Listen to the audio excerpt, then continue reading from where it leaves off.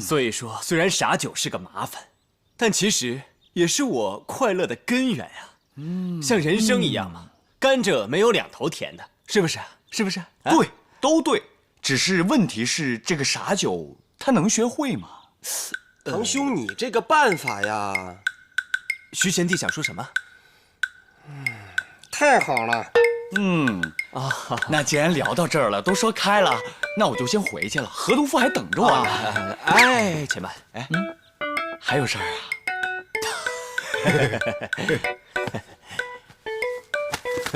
哎，不是这，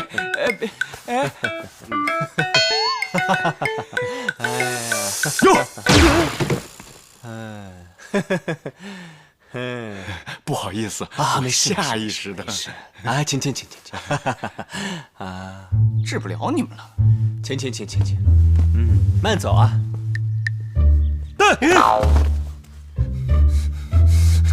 请慢走啊。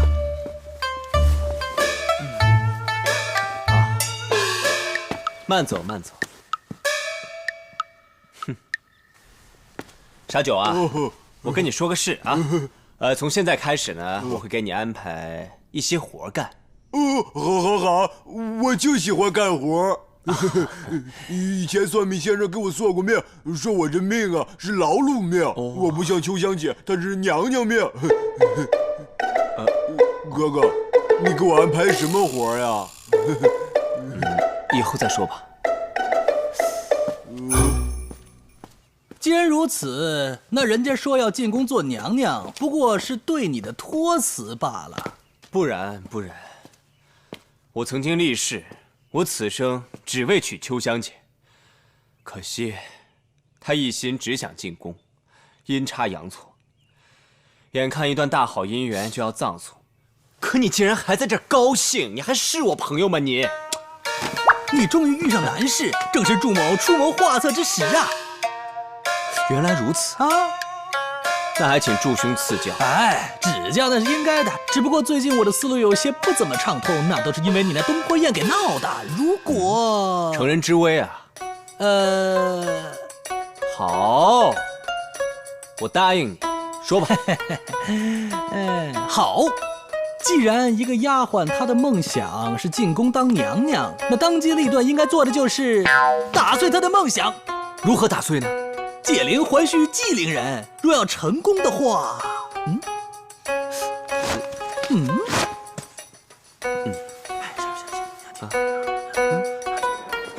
秋香，你最近怎么不去唐府找傻酒啊？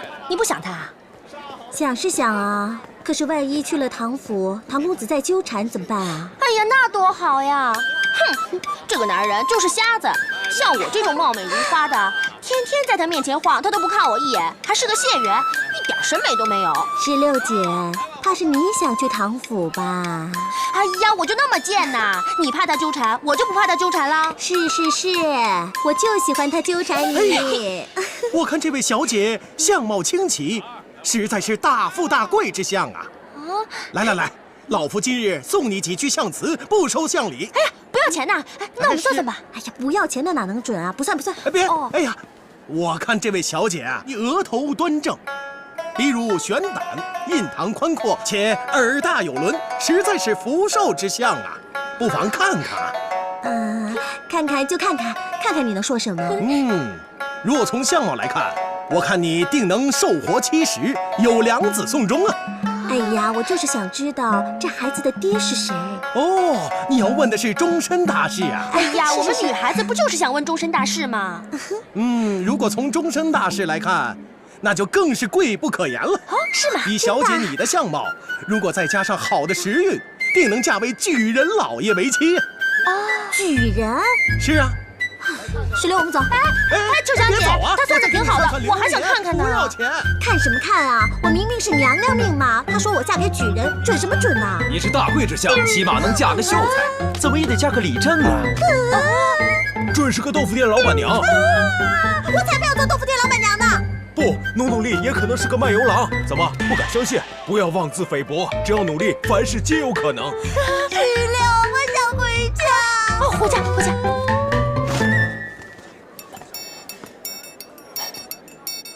祝兄啊，我实在看不下去了，这也太残忍了。你看秋香姐，她都快气疯了。不行不行，我得过去劝一劝。这个时候啊，可千万不能过去，就得对他狠着点儿，不然的话，他不认命。哎呀，秋香，你不要生气了嘛，这些算卦的算得不准的。我不相信，我想好了，我以后再也不开枪了，看他们都不准。我要批8次。哎，姑娘请坐。不是16年正月初一亥时生的人怎么样？哎呀，姑娘，你这个命啊，怎么样啊？说好也不好。你这个命啊，主要是太硬了，对父母兄弟、丈夫、孩子是多有克伤啊。你说我是克夫命啊？哎呀，大师你就别吓唬人了，有解法吗？哎，这个解法嘛，自然是有的。若是个凡人，那肯定是被你克死了。但如果是个比你命还硬的人呢，那你们可就是琴瑟和谐，一生平安，福如东海，是寿比南山，子孙满堂，是贵不可言呐。16，你看他说的多好啊！下次你也找他算一个。那样的人我能遇到吗？这个我就不太清楚了，但我只知道这个人的生辰八字，此人应该是寅年、寅月、寅日、寅时出生。啊，寅月、寅日、寅时，哪有这样的人呢？有，肯定是有的。朱兄，你这招果然高啊！我就是寅年、寅月、寅日、寅时生的，我这得去告诉他。啊，这你可去不得，这不就穿帮了吗？你急什么呀？他自己会找人去打听的啊。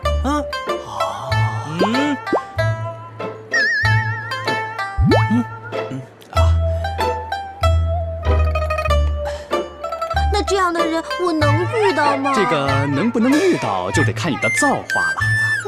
即使是遇到这样的人呢，我估计你恐怕也……怎么了嘛？哎，姑娘，话说出来可不要见怪。即便你遇到这样的人，我估计你也做不了原配呀，不是给人家做田房，就是给人家做姨太太呀。哎呀，太好了！好什么呀？给人家当小老婆有什么好的？哎呀，你懂个屁呀！你说我嫁给皇上，我可不就当小老婆吗？算了，决给钱。哎，有空常来啊。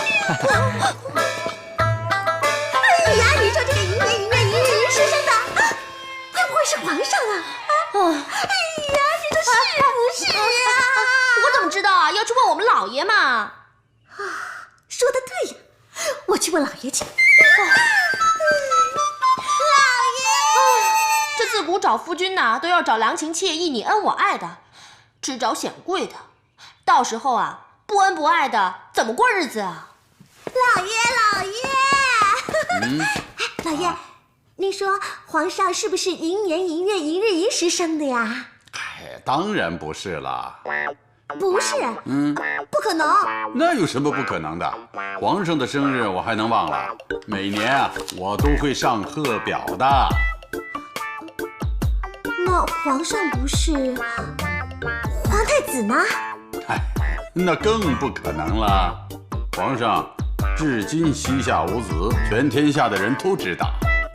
啊，皇上膝下无子，那他也没孙子。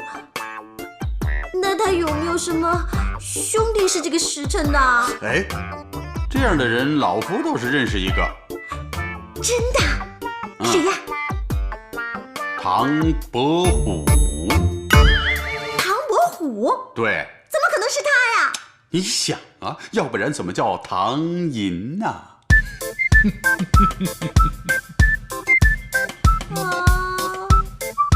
怎么可能是他呀？怎么可能是他呢？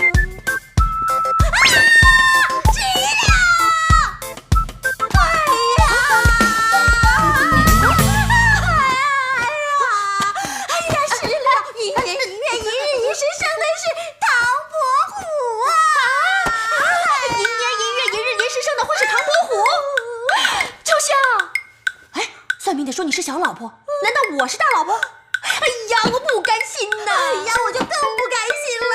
我明明是娘娘命嘛，我怎么可能嫁给一个区区唐伯虎呢？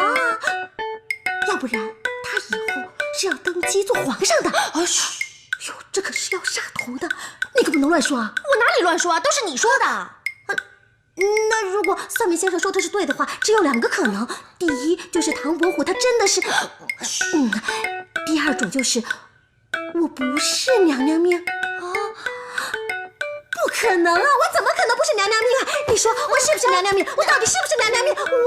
我不是娘娘命，我怎么不是娘娘命啊？我怎么知道？我又不是算命的。哎，说的对呀，你提醒我了。我得再找算命先生算上一卦。走。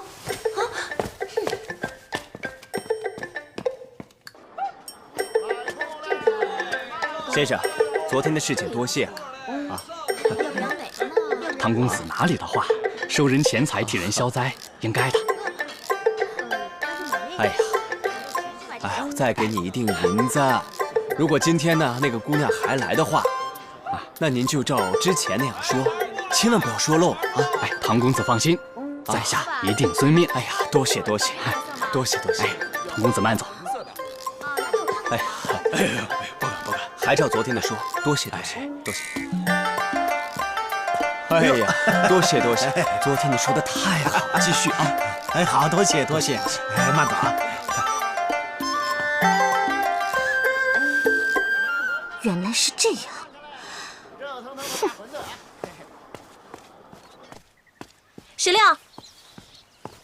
16，你有空没有啊？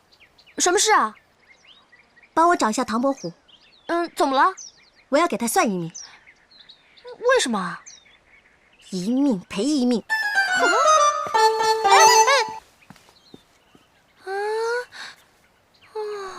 秋香姐，来，坐，请坐。唐安，上茶。哎，是。唐公子，我呢？你也坐。哎。对了，唐安，赶紧拿什么水果、蜜饯、酥糖、瓜子。哎，还有，马上请傻九兄弟也出来啊！哎，是。其实唐公子不必客气，秋香今天来就是想给唐公子算上一命。你怎么突然间想起给我算命来了？终生大事，不算一算，怎么知道合不合适呢？哦，原来秋香姐是这个意思啊！我明白。来人，快准备笔墨，还有红帖，快点！唐公子啊，这准备红帖是为什么呀？换庚帖开八字啊！换庚帖开八字，这是要成亲呐！秋香姐，原来你是打定主意要嫁给他了。谁说要嫁给他？喂，我的红帖呢？怎么还不来啊？唐公子，这八字还没有一撇，你要换庚帖干什么呀？哎呀，对不起了，秋香姐，我一时糊涂，应该先找媒人呐，先提亲再开八字。对，来人呐，赶紧请刘妈妈过来。哎呀，这都要请媒人了，你们还不承认？哎呀，没有的事啊。唐公子，我要吃糖。你到底想干嘛？我要吃糖。公子，傻九，好，吃啊！姐来了，吃吧啊！喜糖，我跟你表姐的喜糖。哎呀，别瞎说啊，这才不是喜糖呢。傻九，这糖不好吃的。安叔，带傻九下去吧。我要吃喜糖。哎呀，我要吃喜糖。好了，不哭了啊！来，出去吃啊！来，好了，安叔，出去吃。带傻九下去吧。乖，走，傻九下去吃啊，到后面吃去啊。走。哎呀，唐公子啊，你这是干嘛呀？我干嘛？不是，是你说换庚帖开八字吗？我说的是给你算八字，不是开八字。哦，这要算的合适呢，我就考虑考虑；如果不合适呢，那就算了吧。哦，哎呀，那什么时候去啊？现在吧。哦，那走吧。哎，走，慢点。就是这儿。哎呀，秋香姐，我看这个先生啊比较面生，不如呢我们换一家算吧。哎，那边那家好，他们都说那边那家算得准，我们去那家吧。走吧。唐公子，就这里算吧，这里算的比较准。坐下来听一听吧。这个。唐公子，坐。好吧。敢问三位是相面呢，还是批八字？批八字给他算。请公子报八字。庚寅年戊寅月甲寅日甲寅时生。哎呀，你这个命好啊！像您这样的八字啊，为人呢是轻财好施，急公好义，见善不欺，见恶不惧，心高气傲，为人正直，才高八斗，华而不实。听着犯冲啊！我是说您呐，虽然说才高八斗，可一辈子不做官，就如同只开花不结果。那倒也是实情啊。其实这官呐，不做也罢，是吧？您天生命硬，父母兄弟多有克伤，中年过后命犯孤苦，老年疾病缠身，家破人亡，且无人送终啊！不可能，不可能，一定是可以破的。对呀，有什么办法可以破呀？对呀，这个必须得找一位年轻貌美、贤良淑德的女子为妻，方能福德圆满，富贵善终啊！那不知道去哪里找像这样的女子呢？远在天边，近在眼前。莫非他说的就是？不远不近，就在咱们苏州城。还跟我们同城？也跟我同城？此女应生于成化16年间，竟跟我同岁耶！唐公子也跟我同岁，正月生人，跟我同月，也跟我同月，15日卯时出生。好可惜，跟我不是同一天。跟我是同一天的，日子也对，时辰也对，我就是唐公子命中的娇妻。那可不一定哦。此女手臂上应有一胎记。我跟你说，有，你看，你看。此女应该体型胖大。哎呀，你看我也不瘦啊。那恭喜恭喜，就是您了。真的，我就是唐公子命中的娇妻，我太幸福了。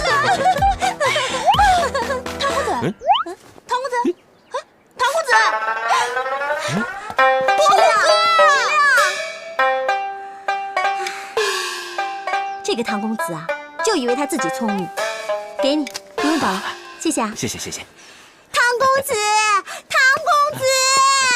哎，这怎么回事啊？这么快就让他给识破了？都是你的馊主意，让我活生生被16姐追了5条街。这不能怨我啊，要怨的话只能怨秋香姐呀。怨她什么？她实在是太聪明了，这么快就识破了我们的计策。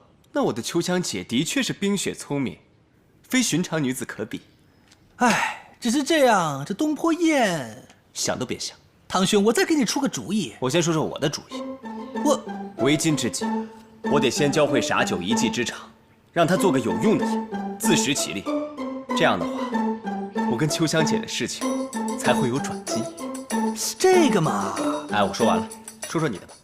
哎呦，都让你给说了，我还说什么呀？我的东坡宴哦！哎，让出去！别人！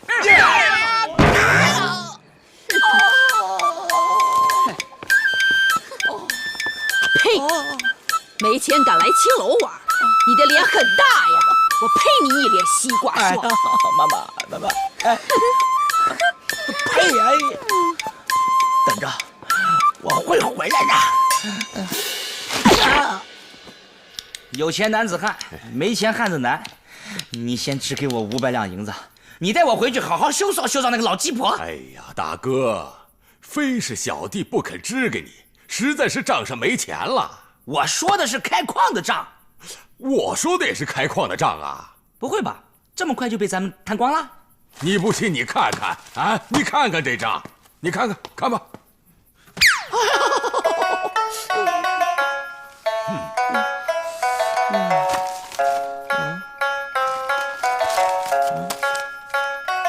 哎，这不还有300两银子吗？哎，大哥，这个钱不能动啊！这是给矿工发的工钱，给了你，下个月矿上就开不出工钱了。车到山前必有路，我下个月肯定给你补上。怎么补啊？这么大个王府，我哪贪不了几百两银子？你可是，快去！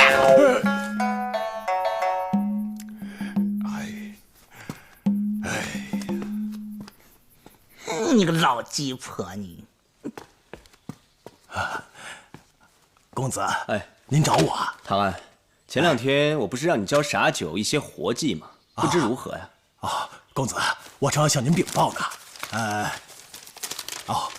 初3日，傻九除草1篓，采烂兰花2颗，毁坏牡丹1株。初4日，傻九洗衣4件，搓烂了3件，损毁铜盆1个。初5日，傻九修葺厕所，捅落马蜂窝1个，蛰伤4人，傻九无恙。初6日，傻九……行好了，别念了。他怎么闯了那么多祸啊？他人笨呐。不，笨倒不可怕，可怕的是他太勤快了，干活多，弄坏的东西就多呀。账一算下来，还不如不干呢。所以公子，你看咱们是不是就别让他干了？老安叔，我来，不，你这我来。哎呀，对不起，老安叔，我错了，你罚我吧。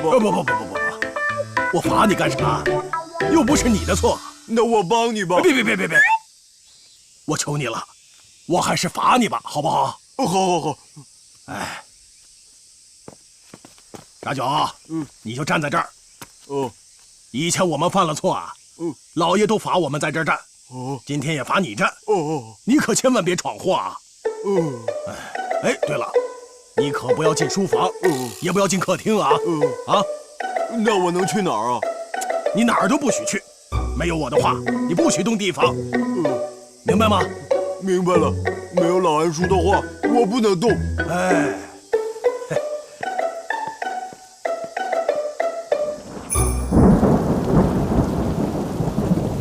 呦，下雨了，今天外边不用扫了。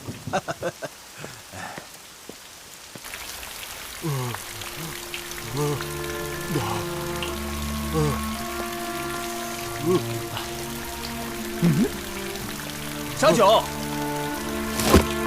哎呀，你傻九，你在干什么？我在罚站。罚站？那快进去啊，会生病的。下雨了。唐安叔说，他不说话，我不能动。谁让他这么说的？哎呀，快点回去吧，会生病的。快点，快回去吧，快！哎，傻九，来人呐！大夫，他怎么样了？他本来担水已经出了一身汗，冷不丁又让冷雨一淋，外感风寒，内热又无法散发出去，且夹带湿邪，焉能不病啊？幸好他平日里身体强健，不然还真就难讲了。你派人跟我到铺子里抓几副药吧。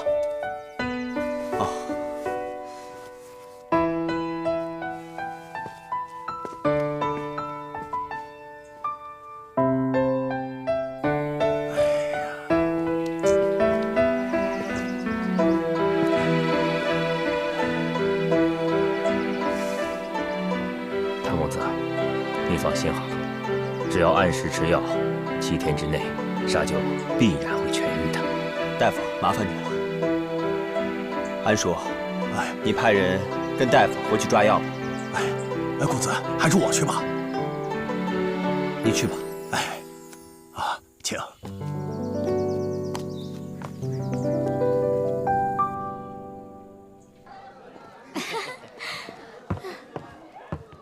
就在这上面。喝个酒啊！好。哎呀，给你的。谢谢了啊。再喝一杯嘛。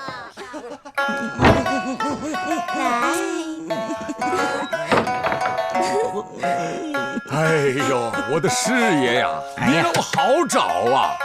我去，你怎么找这地方来了你啊？真是。宝贝，你快去啊！等一下再来啊！快去，我叫你来再来啊！什么事？大哥，那笔钱什么时候能垫上？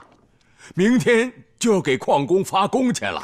我跟你说过多少次了，不要什么事都问我，自己解决行不行啊？我不找你找谁啊？钱是你支走的，那没钱你让我怎么开矿？没钱就不能开矿了？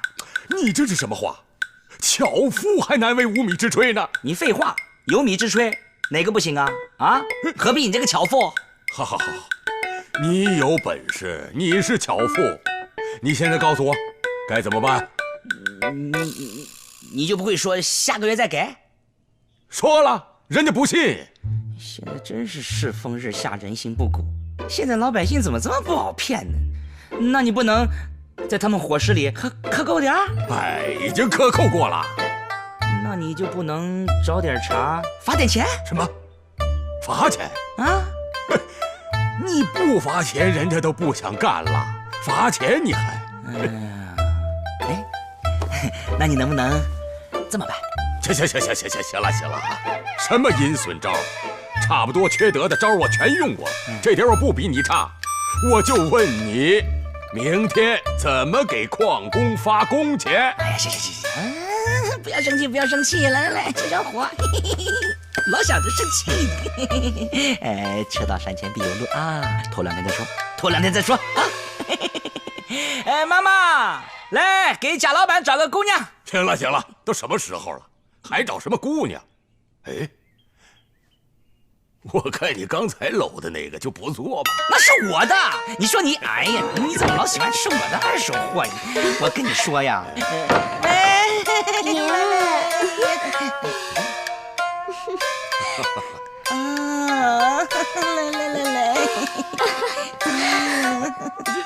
这刚才不是你的吗？你看错了，不是他。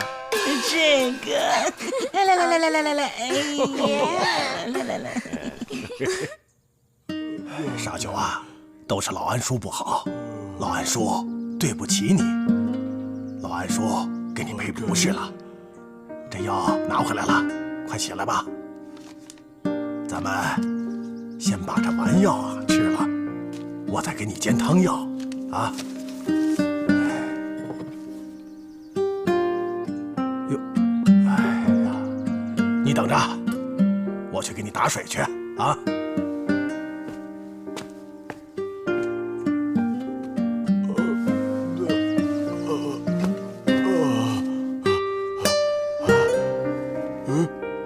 药，吃药，吃药，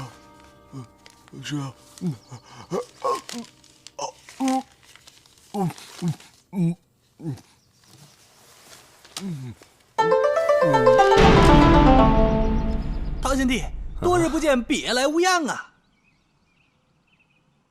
我们昨天不是见过了吗？哦，一日不见，如隔三秋啊！哎，是这样子，这东坡宴本来是一方好宴呐，只是现在多了几处钉痕，要不然你便宜点给我。我今天真的没心情了。啊，不谈也罢。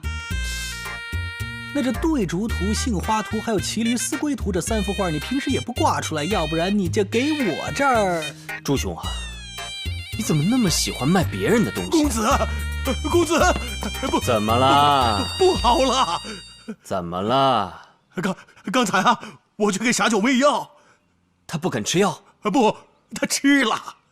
那你慌什么？他把7天的药一顿全给吃了。快去请李大夫！快去呀！哎呀！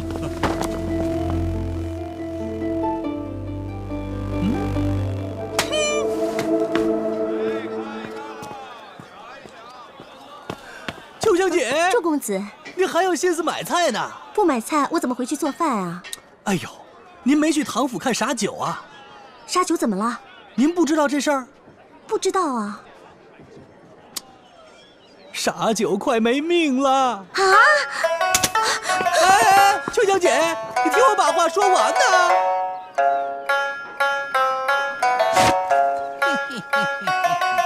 大夫，傻九他没事吧？要想救他性命，现在只有一个办法啊！什么办法？放血。放血啊！我要在他的天池穴上扎上2针。哦，给他放些血出来。哦。别动，没事，傻九，没事，多点血就好了。这傻九没事的，放点血啊！给你听话，别动，差一针，差一针，别动，哎，傻九，别动，大夫，你没事吧？没事吧？没事。我的针呢？啊，我的针呢？针啊，针呢？真的找针呢？针在哪儿啊？快找快找！针怎么不见了？沙丘别动啊，别动！在哪儿呢？公子啊，针在你手上呢！什么也没有啊！这只手。公子，你没事吧？没事。公子，没事。公子，没事吧？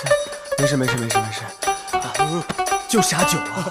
再来，傻酒，别动啊！哎呦，别过来！别动啊！快想办法，快啊！摁着他，要不咱们想点别的办法？不行，傻酒，你别动，先给他放血才行。住手！放点血就好了。绑上！秋香姐，你怎么来了？走开！哎呀，你误会了，你先别着急。对他，你听我解释嘛。走开，别过来！我们呢是给他治病。我这个傻弟弟平时身体好好的，怎么到你府上就有病了？哎呀，说来话长，其实是这样的，我们想让他干点活计。好啊，唐公子，我以为你是个正人君子，才把傻酒托付给你，没想到你也想使便宜人呐！哎，不是了，是这样的，我们想让他长点本事，可以自食其力，是不是啊？是。你看看，你都把他累成什么样子了？他不是干活累成这样的，他是淋雨淋成这样的。淋雨你还让他干活？你怎么这么歹毒啊？哎呀，不是，他不是干活时候淋的雨，他是被我们罚的时候淋的雨。啊！你竟然还让他罚站！我没想到他那么傻呀！他傻你也傻吗？傻酒，我们走。哎呀，秋香姐，你听我解释嘛！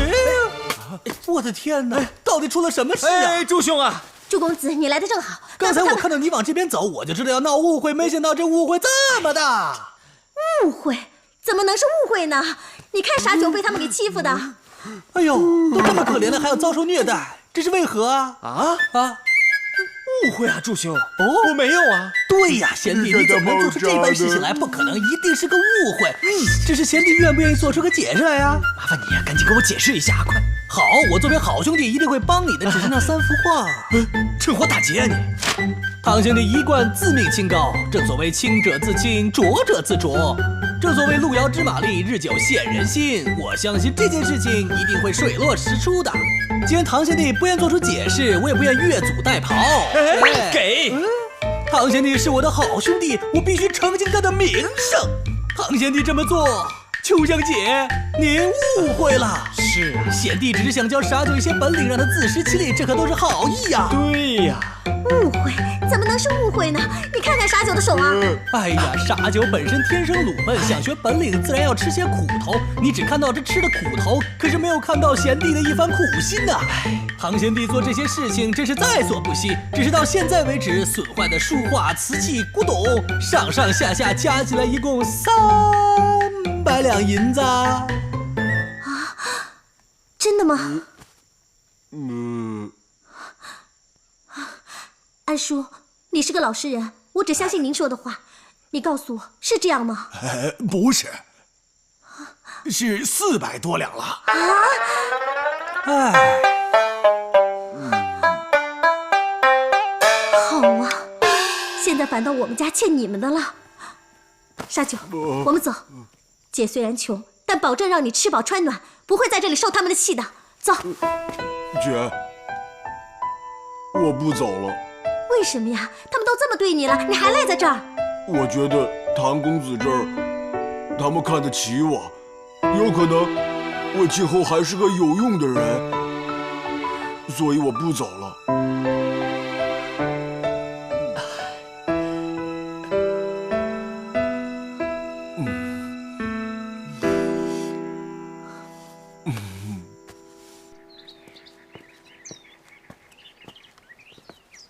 唐公子果然教导有方，我那傻弟弟到你府上不足1-20日，现在却不愿走了。秋香姐过奖了，其实不是我教导有方，而是傻酒，他深明大义。虽然傻酒呢，他是憨些，但是眼睛没有瞎，他很清楚，谁是君子，谁是小人。唐公子过奖了。不，一点都不为过。其实傻九兄弟啊，他心如明镜，到底谁对他好，他看的是清清楚楚。只是有些人呐，冰雪聪明，却媚于时人，可惜呀，可惜呀。别人的事情，唐公子就不必操心了。这怎么能是别人的事情呢？这明明就是我和你。好了，唐公子，秋香，谢谢你了，告辞了。秋香姐，唐公子有何吩咐？其实傻九他在这里也挺孤单的，还希望秋香姐能多留一下，可以常常来看看他。既然唐公子照看得这么周全，秋香不来也罢。哎，不然我每天都教他新本领。如果秋香姐常来的话，你就可以看到她每天都有不同的长进，她很快就可以自食其力了。自食其力？以我那傻弟弟的本领，也只不过能在唐府干干杂活，让他出去挣钱，谈何容易啊！哎呀，秋香姐，何必说丧气话？正所谓世上无难事，只怕有心人。从明天开始，我就教他一些真正能挣饭吃的新本领。只要唐某用心去教，没有傻九学不会的。这一点秋香倒是相信。我那傻弟弟向来实诚，这到唐府不足1个月，不但学会了劈柴、担水，这连撒谎都撒得那么圆滑。有劳公子，秋香告辞。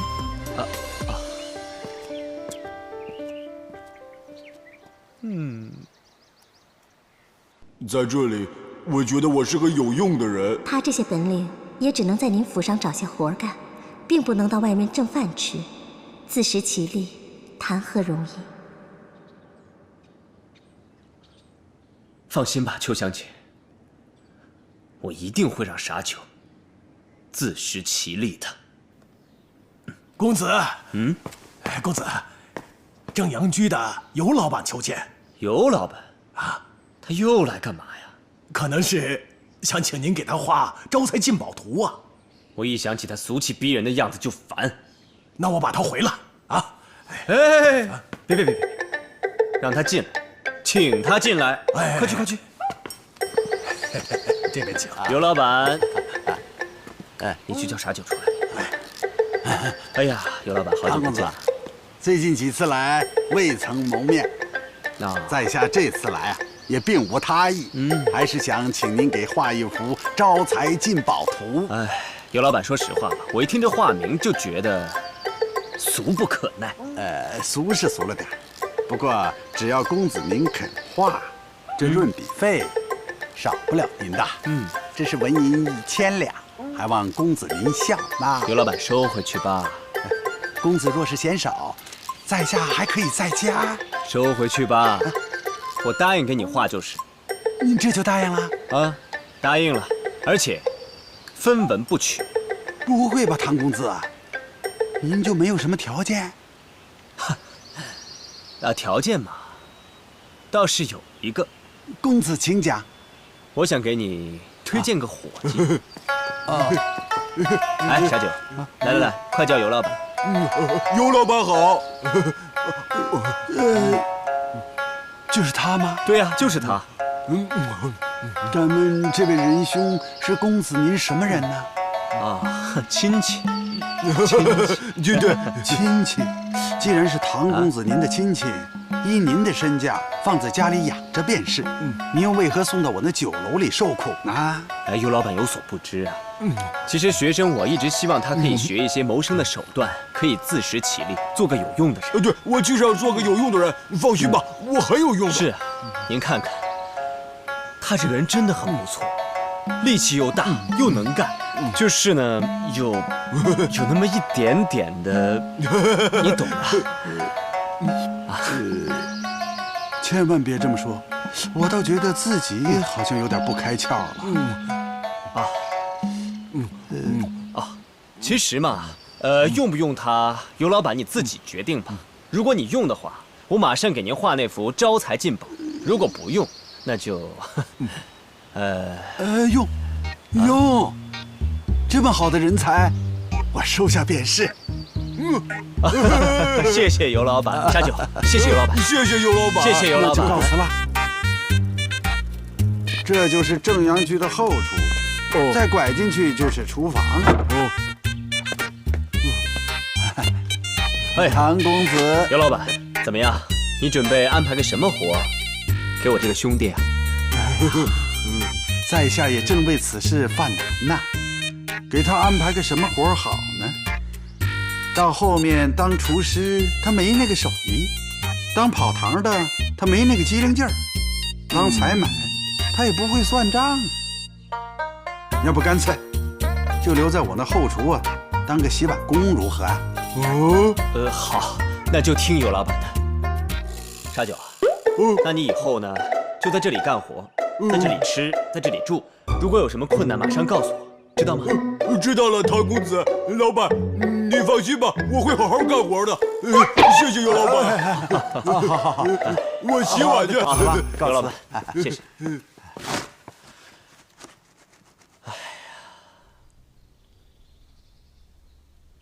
公子，尤老板来了。唐公子啊，唐公子。哎，尤老板，你行行好，还是把那个傻九给领走吧。出什么事了？哎呀，别提了，今儿一大早啊，他就给我洗了80个碗呐。那好啊。好什么好啊？打碎了79个。唐公子，我这可是小本经营啊，经不起这么折腾啊。嗨，我以为是什么事，不还有一个好的吗？没事，这样吧，尤老板，我先帮他付3个月的工钱。唐安，去给尤老板先拿50两银子，麻烦你继续把傻九留下。尤老板，别，唐公子，这又是何苦啊？哪能花您的银子啊？这样吧，我出60两，您行行好，把那个傻九领走吧。好，那领走便领走吧。反正我这幅招财进宝图还没有画完，不太想画了。别，您这又是何苦呢？这么好的画还是要画完的嘛。那傻九，我再咬咬牙，我留下它便是。啊，留下。突然间我又想画了。嘿，谢谢了，尤老板，请吧。好，不送了啊，尤老板，慢走啊。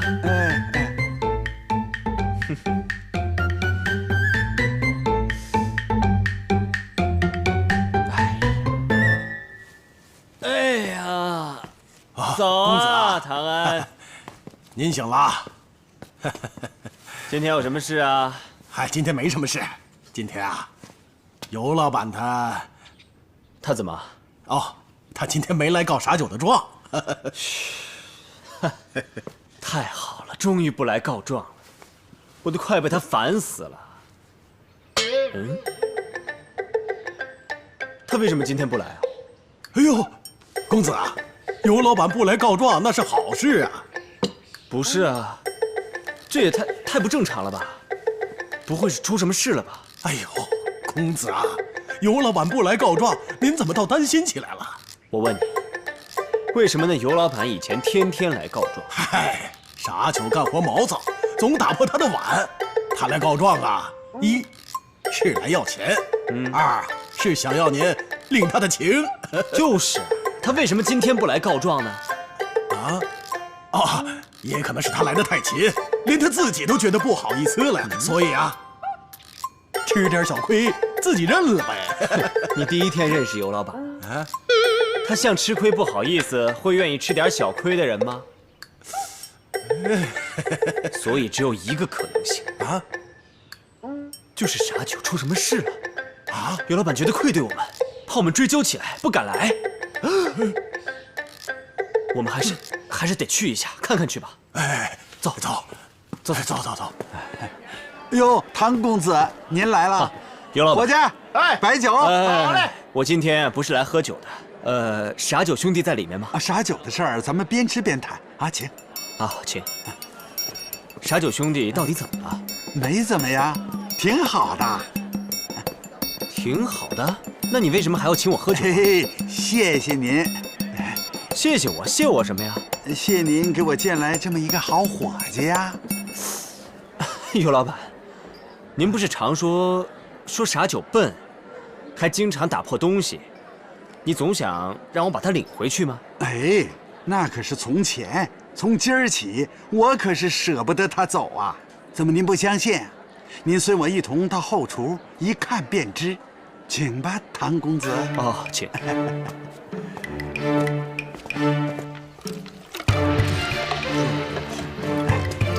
唐公子，您看，唐公子啊，刚开始啊，这傻九是有点笨，可是，一旦学会了，他比谁都认真。一遍热水，一遍碱水，2遍清水，该洗4遍的不会洗3遍，从不偷工减料，不洗完那是绝对不会休息的。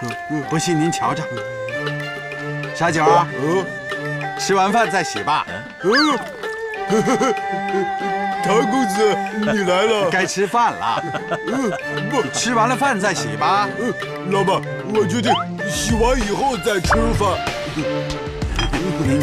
您瞧见了吧，唐公子，感谢您给我荐来了这么一个好伙计。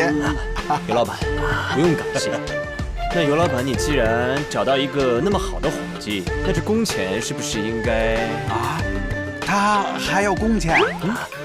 你别跟我说你从来没想过要给工钱。好，马上就给，马上就给。小九，来。哎，傻九啊，这是你这几天的工钱，啊，拿着。工钱？对呀。为什么给我工钱？哎，这是你应该得的，收好。我应该得的。那是因为你很努力工作呀。傻九啊，你能挣钱了，你现在啊是个有用的人了。我是个有用的人了，我能挣钱了。哎，傻九啊，你准备买些什么奖励你自己一下？我要帮助穷人，我要给他们买衣服，我还要买好多好多吃的。好，我要买好多好多烧饼。挣钱了，烧去了。我还要多多洗碗，多多挣钱。好。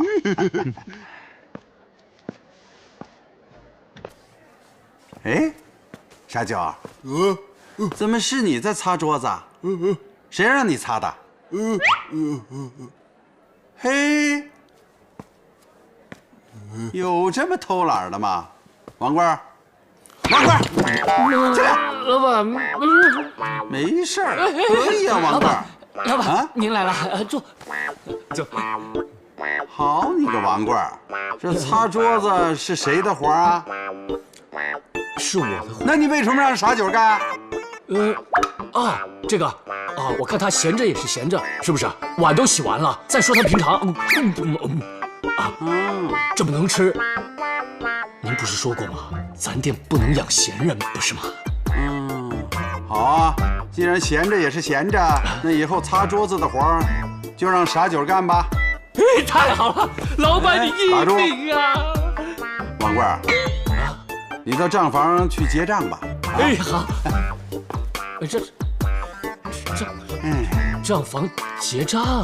是啊，既然你的活儿都让傻九干了，我还留着你干嘛呀？不是你说的吗？咱这不养闲人。早知道这样，我就……哎呀，你没长眼呐？啊！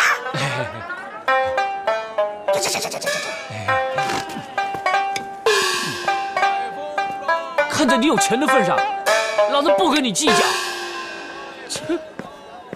哎，干嘛呢？正阳居的伙计，怎么了？懂不懂规矩啊？正阳居的伙计跑会侦站来干什么呀？我找你们老板，就是因为我偷了会儿懒，他们就把我给辞了。你说我跟了他们这么多年，没有功劳，那也有苦劳啊。偷懒的，我们也不要，对不起啊。那您就不需要一个能搞垮正阳居的？说的轻巧，那正阳居是那么容易搞垮的？实话告诉你，这2年我都不知道想了多少办法都没。把你的主意说出来听听。想搞垮对面，还得先从那个傻子入手。哎，我跟你说，哎，站住！干什么呢？你说我干什么？我是来找李姑娘的。李姑娘，李姑娘不在。哎，不是，哎，你们放开手啊！到时候我可到老妈子那里告你们的状。哎，来，让我进去！哎，干嘛？为什么呀？别动！嗯，什么事儿那么吵吵嚷嚷的？哎，老妈子，您来的正好，他们今天不让我进去啊。哦，祝公子啊，您别生气，您问这个事儿啊，那就对了。什么？是我吩咐他们的。这凭什么不让我进去啊？你心里有数啊。哦，我哥账房上的那些银子又花没了。哎，恭喜你答对了。不是，怎么花那么快啊？哎呀，祝公子啊，真是不好意思。既然你身上没钱，您就甭进去献丑了。老生我失陪了。哎，老妈子，不是，哎，老妈子，走！哎，你这不是欺负人吗？哎，让你走呢，推我！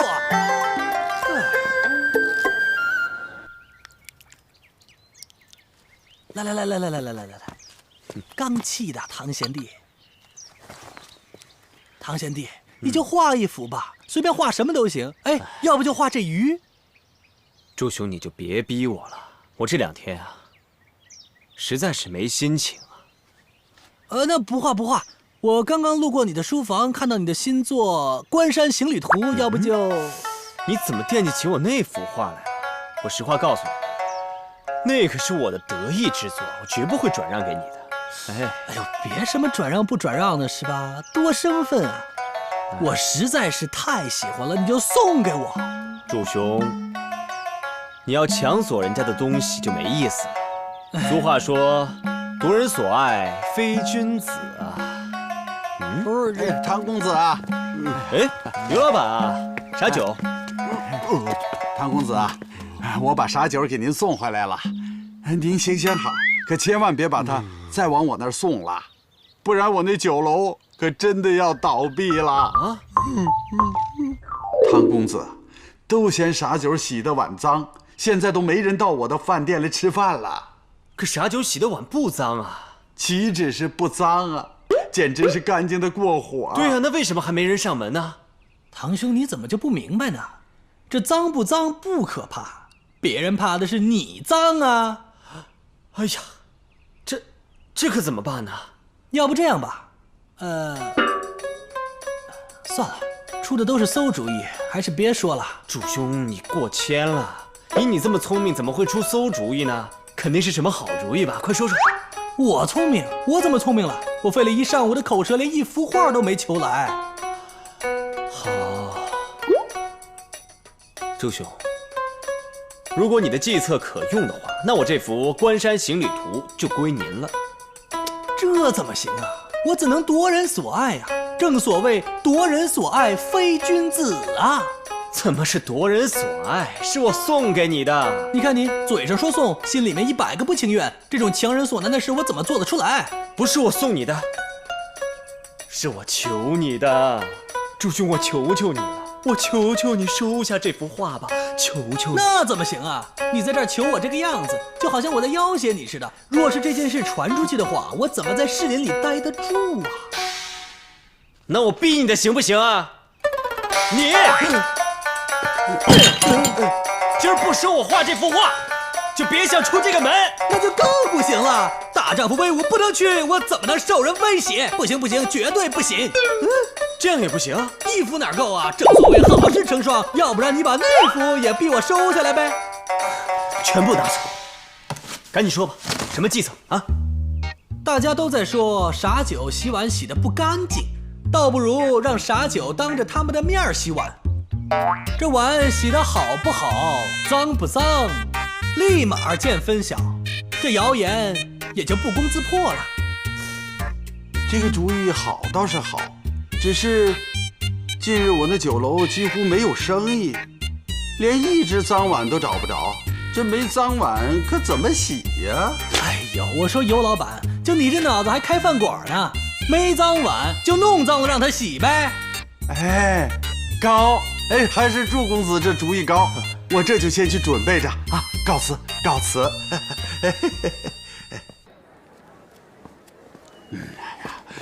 老板，怎么样啊？回老板，我挨家挨户去请了，老顾客一个都不愿意来。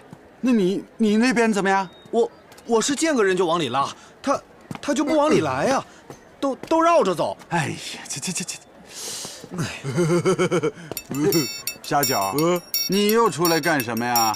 老板，我已经把那盘和碗都弄脏了，准备了2碗清水，我就等人来了以后就洗给他们看。沙九啊，沙九，这有客人吗？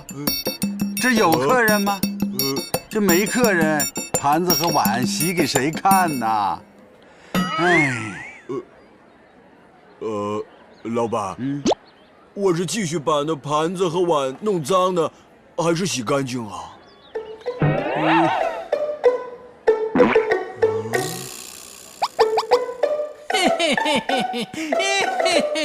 对呀，都没有客人，洗给谁看呢？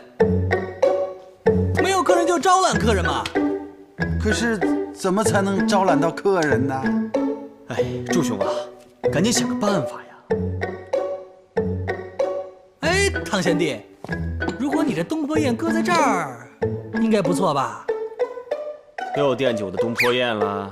实话告诉你吧，想都别想。哎呦，你这一打岔，我这主意就没了。主意没了，没关系。那这2幅画呢，我就先拿走了。哎，别，有主意了！贤弟，你看你现在这个书画是名冠江南，不如就在正阳居挥毫泼墨来个书画展什么的，我想一定可以招揽不少客人。你是让我去正阳居卖画？哎，不光你，再叫上文贤弟和徐贤弟，咱们4大才子来个联袂出击。好，还得加上一下。若是哪位想买你们4位才子的画，得先到我那里吃饭，我给他们打折，99折。对，现在赶紧去准备。好，多谢。贤弟，我这个主意怎么样？好是好，只是不知文兄跟徐贤弟愿不愿意啊？来，肯定来，而且是抢着来。我这就去告诉他们啊。开始。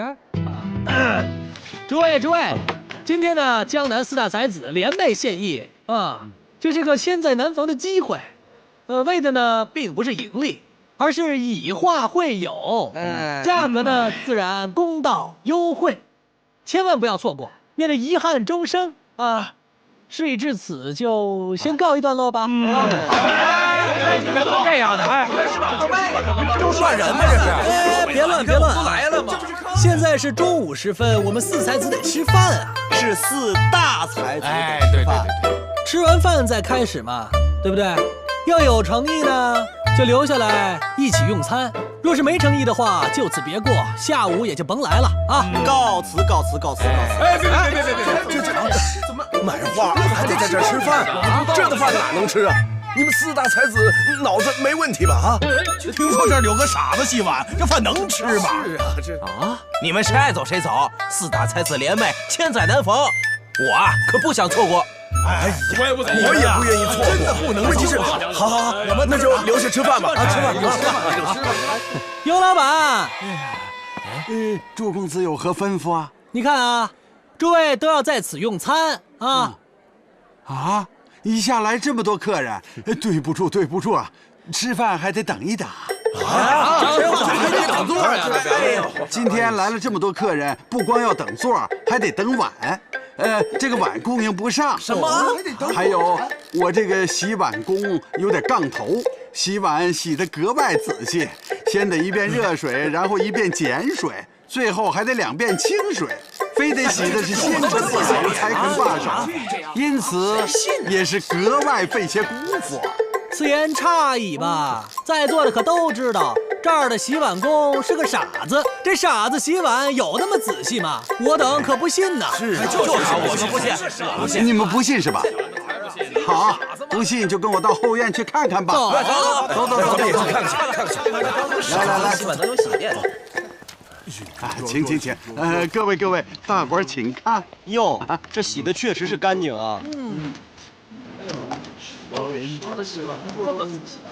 还真是一片热土店咸水。哎呀，连个洗碗工都那么仔细，那菜品就更不用说了。老板，我决定了，我们今天在这里用餐啊。好，只是一下子来了这么多客人，这盘子和碗供应不上啊。哎，管他供得上供不上，反正我们是先来的，对吧？对。走吧，我们。哎，老板，我们没什么忌口，就忌慢啊！你快点啊！哎，好。来，哎，你拿好啊！这儿的碗筷干净，饭也不错，这招是吧？晚上我就在这儿吃了。哎，晚饭我请客啊！哎，慢走啊！哎呀，谢谢。哎呦，这不是顺风楼的廖老板吗？哪阵风把您给吹来了？怎么不欢迎？哎，这同行之间可是有规矩的，可不行串门啊！您误会了，今天我不是来踢场子的，我呀是带他们来见识见识的。长见识？长什么见识啊？尤老板，我早就听说您找了个好伙计，这碗洗得特别干净，所以呀，我就带他们来学习学习。啊，好，请。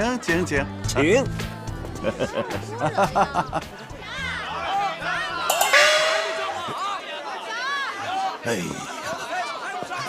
这就是你的缺德主意啊！不但没把人家整垮，反而让人家更火爆了。老板，你再给我一次机会啊！再给你次机会，让他们更火爆是吧？不是什么不，我看你分明就是对方的卧底，差点给我滚蛋！老板，我冤枉啊！你再给我一次机会，我保证这次一定把周扬军弄垮。你又有什么主意了？给您推荐一人，此人是我把兄弟，唤作短命鬼孙光。此人不但心狠手辣，而且贪财好色。这样的无赖介绍给我干什么？您只要肯给他5两银子，我保证会把正阳局搅个天翻地覆，每日不得安宁。到时候谁敢去那儿吃饭呀？一定要把正阳局搅个天翻地覆，不得安宁。放心吧，哥哥，正阳局看我的。客官，您里边请。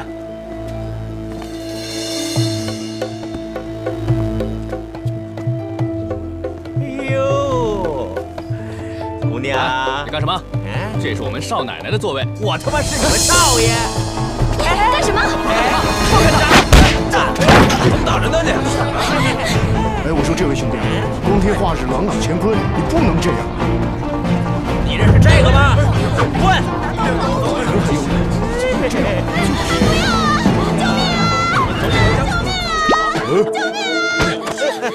不准欺负人！不准欺负人！你到底搜不搜手？不搜！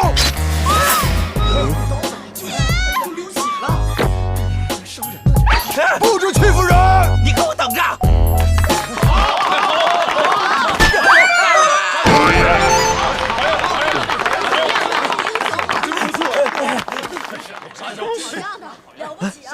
哎，沙九，你怎么了？没事吧？没事。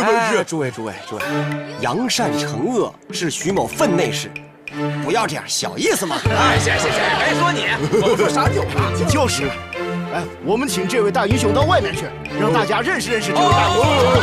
我还得洗碗呢，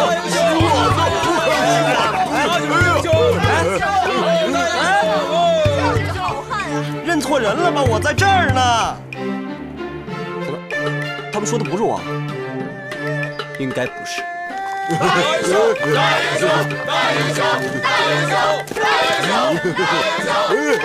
说我弟弟？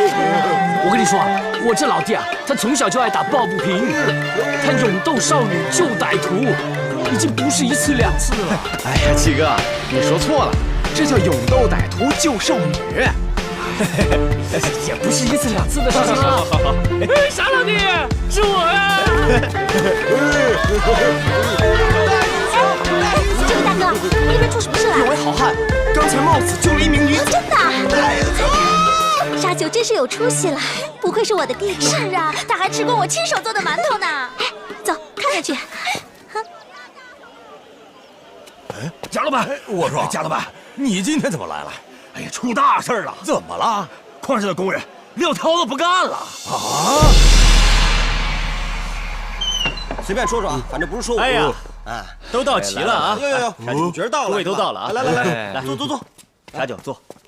坐。哎，唐哥哥啊，你们找我来干什么？为你庆功啊，请你吃饭。鱼？哎，来，吃吧。我还是洗完碗再吃吧。哎呀，洗碗不忙，吃完再洗嘛。还是洗完再吃。吃完再洗嘛。洗完再吃。吃完再洗。洗完再吃。哎，堂兄，你就让他先洗吧。哎，先洗。还是洗吧，先洗吧，洗完再过来吃。好，快回来啊，快点啊！啊，洗完碗吃鱼喽，洗完碗吃鱼喽。我要是能像他这样，没有烦恼该多好。你跟他不是挺像的吗？哎，怎么？你有很多烦恼吗你？哎，宇明怎么还不来啊？我看咱们仨也别等他了，他肯定青楼吃花酒呢。大白天就有这个兴致啊？他就这爱好嘛。来，先喝点。来，哎呀，娘子，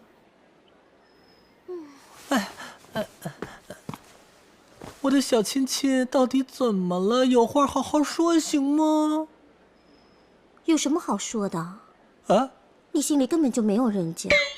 我心里面可全都是你呀！这些日子赚的这些银子，有哪一两不是花在你身上的？你要的东西，我哪一件没给你买？那东坡宴呢？这个倒有点棘手。就算是棘手，我也要给你弄到手。刚好这哥仨邀我去吃酒，我正好借这个机会把东坡宴给坑过来。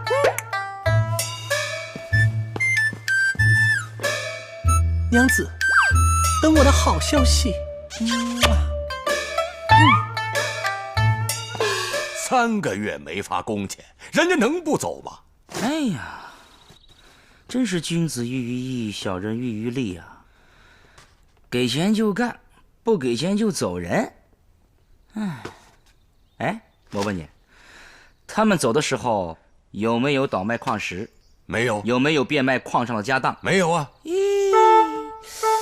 既没有倒卖矿石，也没有变卖家当，咱们太走运了啊！哎呀，咱们碰到一批知礼懂廉耻的大傻瓜。对呀，姐夫，咱们太走运了，太走运了，这还走运啊？宁王要是过来看，这矿山上没人可怎么办？还能怎么办呢？再招一批人，接着骗，接着干。再干还是没工钱呐！跟你说多少遍了，车到山前必有路啊！再说了，这事儿千万不能让宁王知道了啊！进来，师爷，王爷有请。你去吧，我随后就到。哎。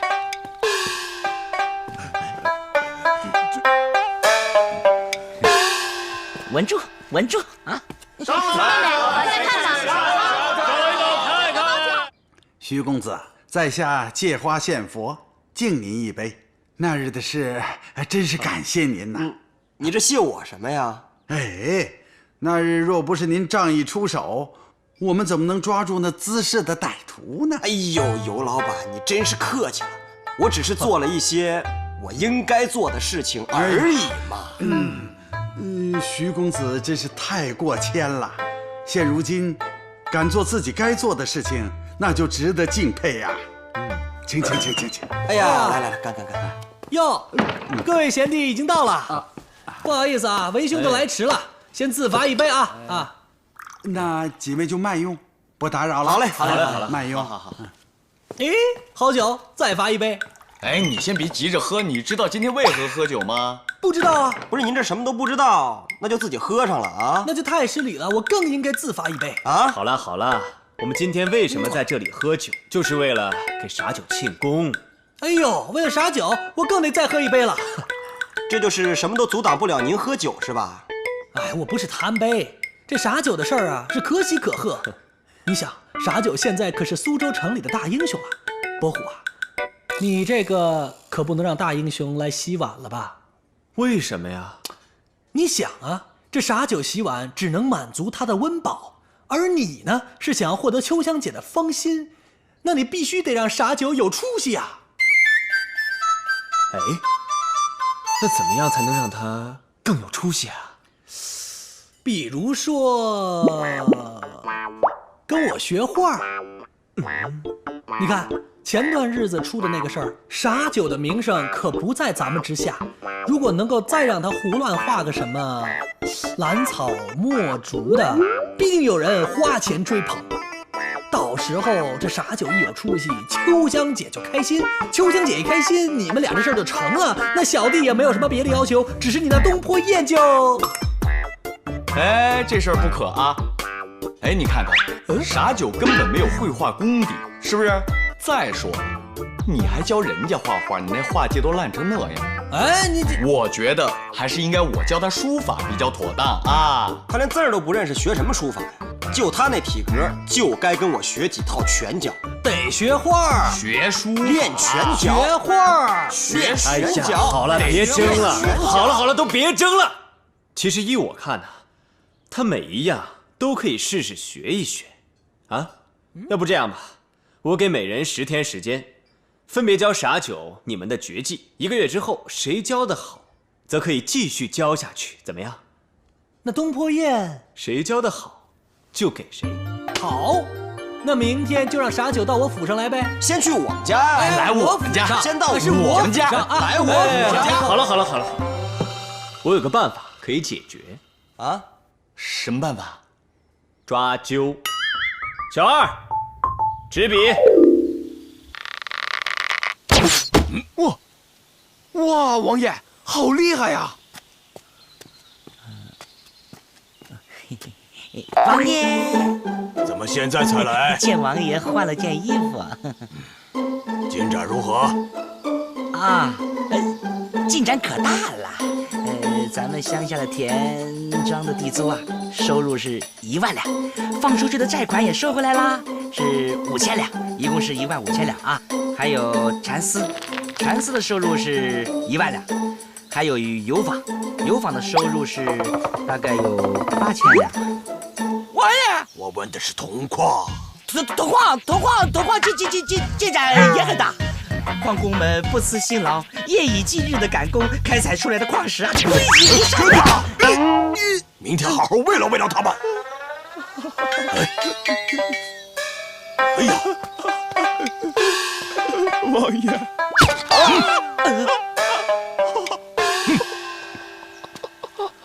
明天早上我们就上山，好好的慰劳他们。王爷不可，你可千万不能去啊！怎么？这么大个事儿，咱得找个吉日吧？我看过了，明天是吉日，一出行。哎呦，王爷，又怎么了？哦，昨天属下骑马闪了腰，不能动。不是要你去，叫雷顺过来陪我去吧。啊，王爷不行啊！你说这么大个事儿，我得知会山上，不然山上没有做好迎接你的准备呀！哎，王爷再低点，哎，这样准了，是不是啊？不要准备，也不要迎接，去叫雷顺吧。王爷，我看还是别去了。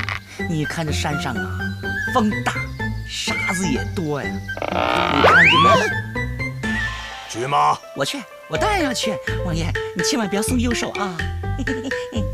别松手啊！哎呀，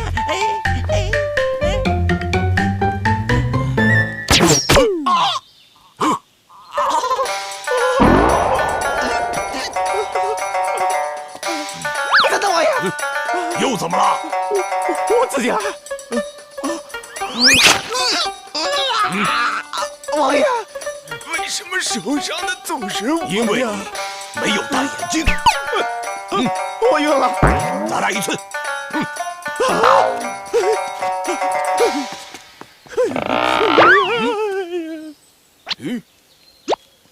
人呢？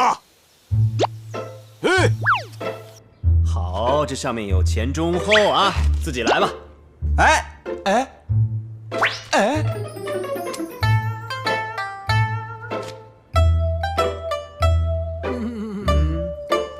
哎，不好意思啊，为兄在前。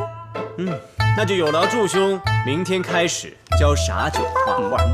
请，二位贤弟，为兄先入为主，先声夺人了啊！哎，咱们走着瞧。对，好戏都在后头啊！来，我们吃吧，吃吧啊！来，哎，来，来吧，哎，好，哎呀，哎，是，怎么样？王爷还是执意要去矿山，我劝他不听啊，咱们得赶紧想个办法。这样，你赶紧到杏林春药店去买2副麝香追风膏，快！麝香追风膏，我买它干嘛？你腰疼？我不腰疼。你假装腰疼。好，就算我腰疼，可那麝香追风膏在哪里不能买？在门口就有一个药铺，何必非去杏林村呢？不行，你必须去杏林春药店。为什么？因为杏林春药店是华太师他们家开的。明白了？你是说？来，你去了以后啊，这么说。明白了？明白了。明白了去呀！我这。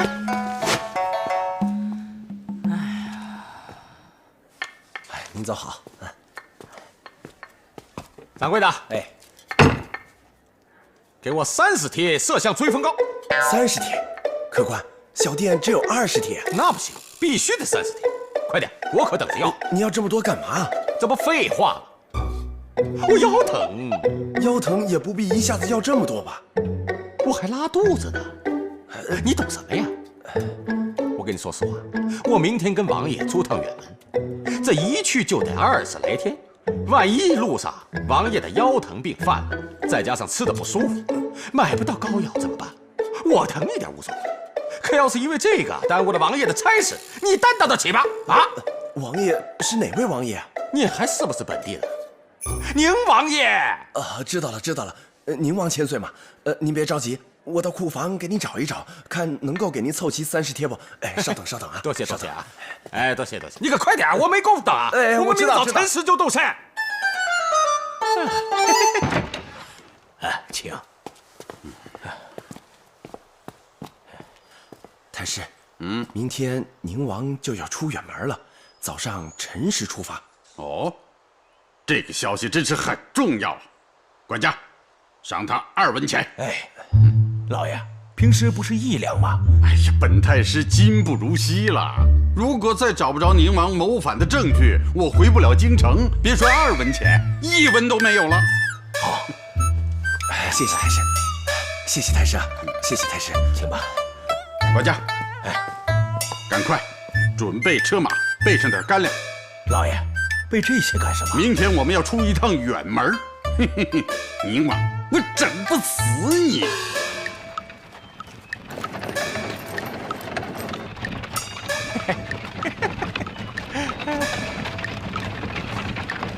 王爷，情形不好了，有人跟踪我们。不会吧？何人如此大胆？不信你看呐。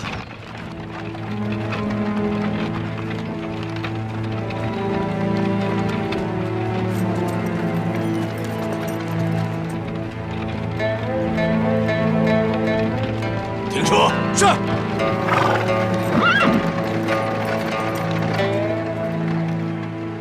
哈哈，大胆刁民，竟敢跟踪宁王爷的马车，该当何罪？怎么说话的？这谁呀？哎呦，哎呀，宁王千岁，王爷千岁，哎，你说我们在这如此的荒郊野外不期而遇，缘分，真是缘分喽！你少来这一套啊！什么不期而遇，分明是在跟踪本王。你说这话就不对了。俗话说大路朝天，各走半边。这么宽的路，你能走，我不能走啊？这是哪家的王法呀？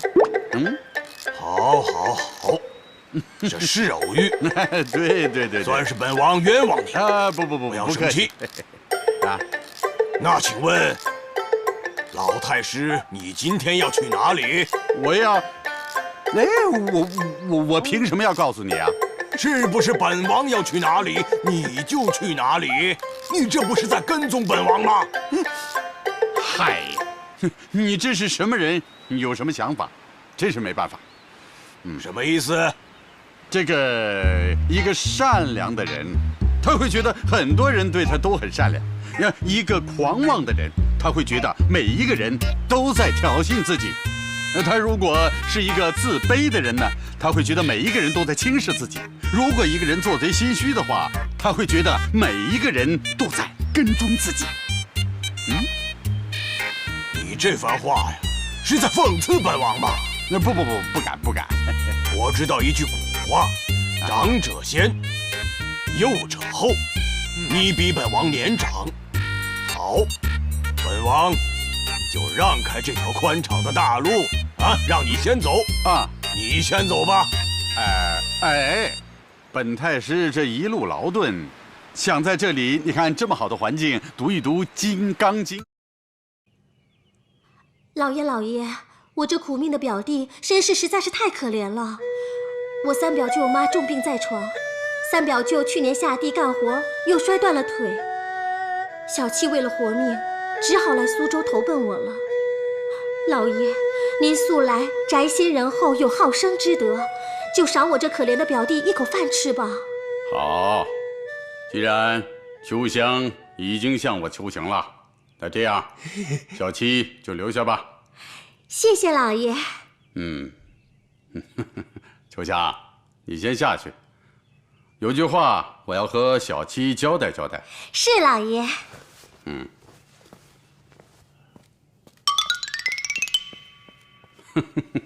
小七啊，来，你呢，在华府混口饭吃可以，但是你得为我做件事。老爷，脏活重活全包在我身上。我让你做的事不在华府，是在宁王府。看见没有？继续。看这气没有？排好队。这可不是小户人家啊！小七啊，这就是宁王府啊，现在正在招杂役。你呢，就到宁王府里去做个杂役，表面上是当杂役，实际上是老爷我的线人，懂吗？老爷，苦活、脏活我都能干，可是缝线、补衣裳我真的不会啊！哎呀，就是奸细，懂吗？那更不行了。我们村子里面说书的老头子说，奸细是坏人啊！哎呀，我跟你说啊，宁王是坏人，老爷我是好人。你呢，帮着我去监视宁王，就是帮着好人去监视坏人，你就是好奸细，懂不懂啊？哦，老爷你早说嘛！原来我是好奸细。对，哎，跟你这个东西啊，有什么都把它记在这里面，听懂没有啊？可是老爷，我不识字。画画会吗？画下来，来，拿着这些银子，你拿好，不要怕花钱，要和他们府里的人搞好关系，懂不懂啊？啊，搞好关系我懂，就是大家一起吃肉嘛。对，记住要掌握宁王谋反的证据，交给老爷，懂吗？那老爷我走了。走啊，去吧。我们这只招家丁啊，你干什么？你到后面排队去，后面，排队呀！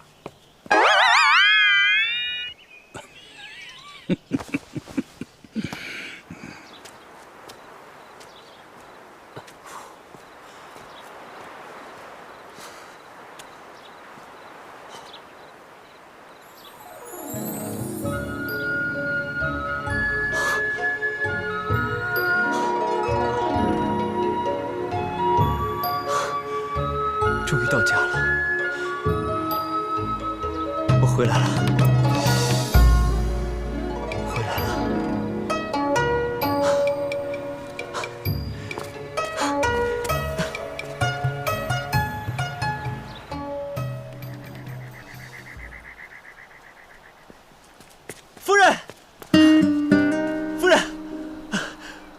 回来了！哎呀，我们真是心有灵犀啊！你怎么知道我会回来呢？你是特意在门口等我的，是不是啊？啊？你这是要去哪里啊？你还说，为了救你，把家里所有东西都给变卖了。全卖了？那房子呢？也卖了。哦。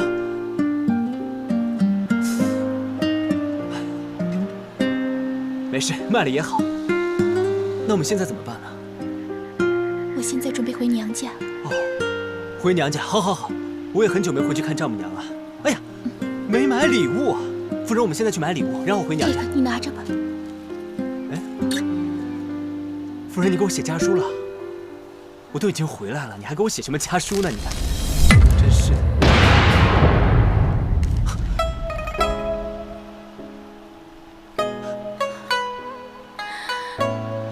相公，你就拿着它吧，别怪我狠心。夫人，现在大难都已经过去了，没事了。可是我们现在什么都没有了呀，而且你又是戴罪之身，你还是忘了我吧。夫人，你别走啊，没事，你听我说嘛，没事了。哎，表妹，真的没事，我们可以走了。啊！喂！把手放开！你放手啊！放手！你放手啊！干什么？你放手！哎，唐伯虎，你给我放手！唐伯虎，你以为自己还是那个万人敬仰的唐谢元啊？你现在是一个人人喊打的过街老鼠，休书你都接过了。现在表妹已经不是你唐家的人了，她现在回娘家，我作为表哥要带她走，有什么问题啊？啊！夫人，他是骗你的，骗你的。表哥是不会骗我的。夫人，放手啊，唐伯虎！你明不明白什么叫做爱？走开了你！表妹，我们走了。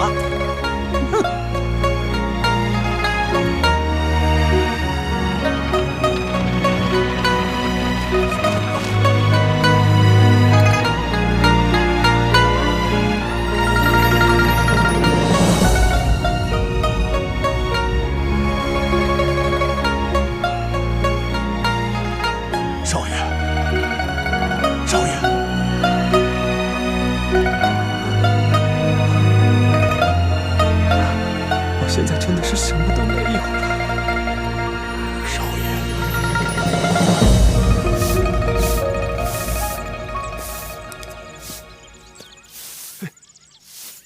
嘿，巧了，小兄弟，你怎么在这儿啊？大哥，你也在这里啊？啊，终于有个认识的人了。我跟你搞好关系，走，我们吃肉去。嗨，你对我有恩，这顿饭怎么能你请呢？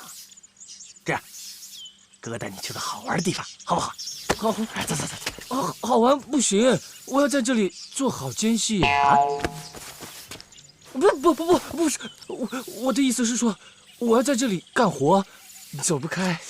你个死脑筋！我问你，你想当城里人不？想，做梦都想。哎，那就对了吗？那就跟我走啊！只有跟着我，才能让你当上城里人，知道吗？走吧！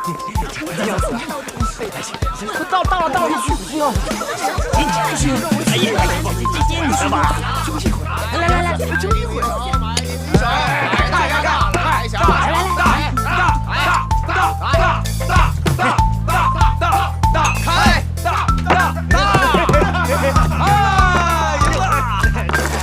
看见了吧？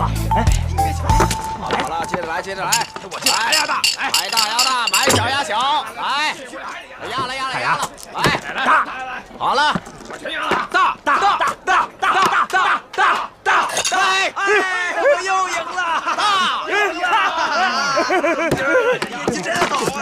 哎，这是我的，来，给你。拿着，不错啊！哎，这把，我还压大，哎，还压大，这么多啊，怎么样？赢了吧？走吃饭去，哥请客，走。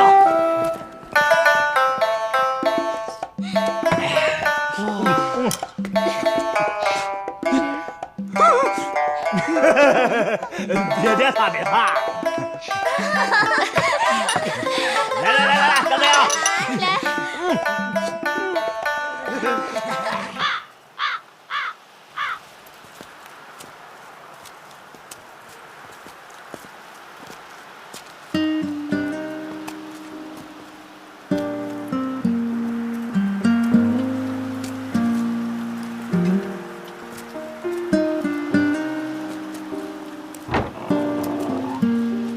少爷，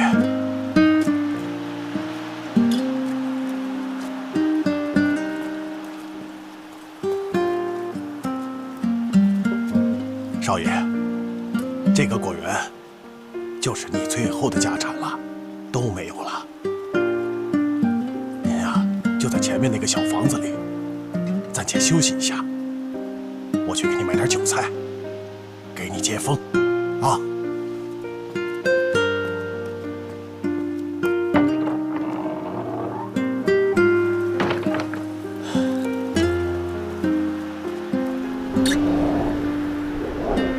不是我夸海口，唐某自从蒙童入蜀起，寒窗苦读15年，这次会试，唐某人肯定可以先拔头筹，连中3元，做天下第1才子，你们信是不信呢？命里有时终须有，命里无时莫强求。大家看看，这就是程大人送给我们的兰草。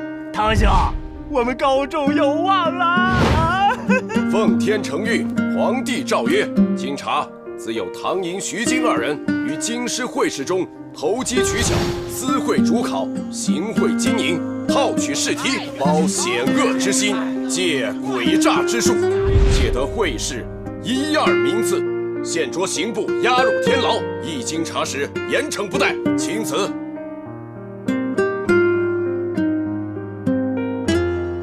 夫人，他是骗你的，骗你的。表哥是不会骗我的。可是。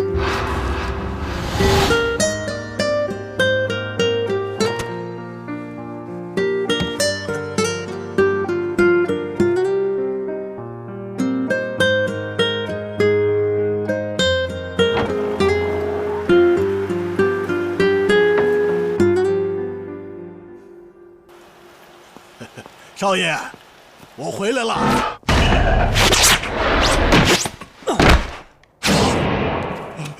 少爷，少爷，少爷，没事，没事，没事，没事的，没事，没事了，没事，没事。人是唾弃，地府不收。唉，我还真是倒霉到头了，活也不如意，想死也不让我死。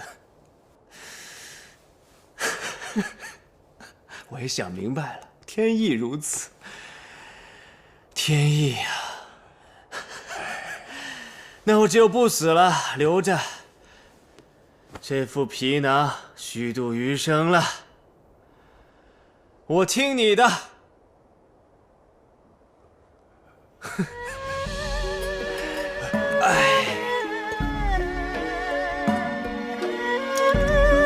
少爷，少爷，您慢点儿。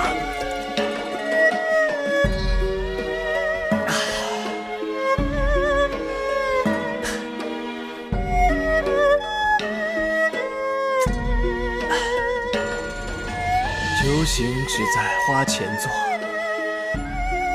酒醉还来花下眠。半醉半醒日复日，花开花落年复年。但愿老死花酒间，不愿鞠躬车马前。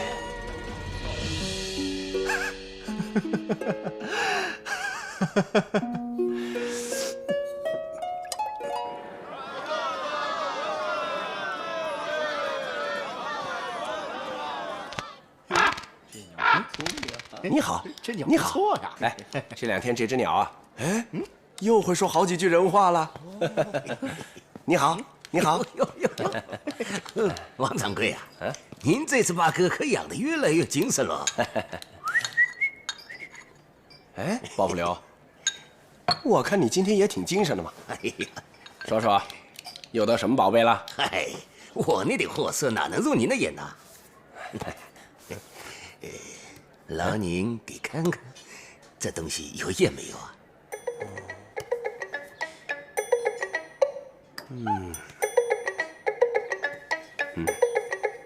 东西倒是不错。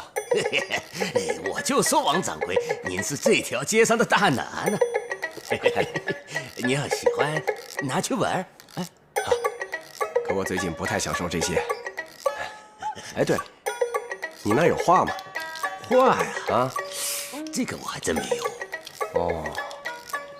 你好，你好，我要画，我要画，我要画。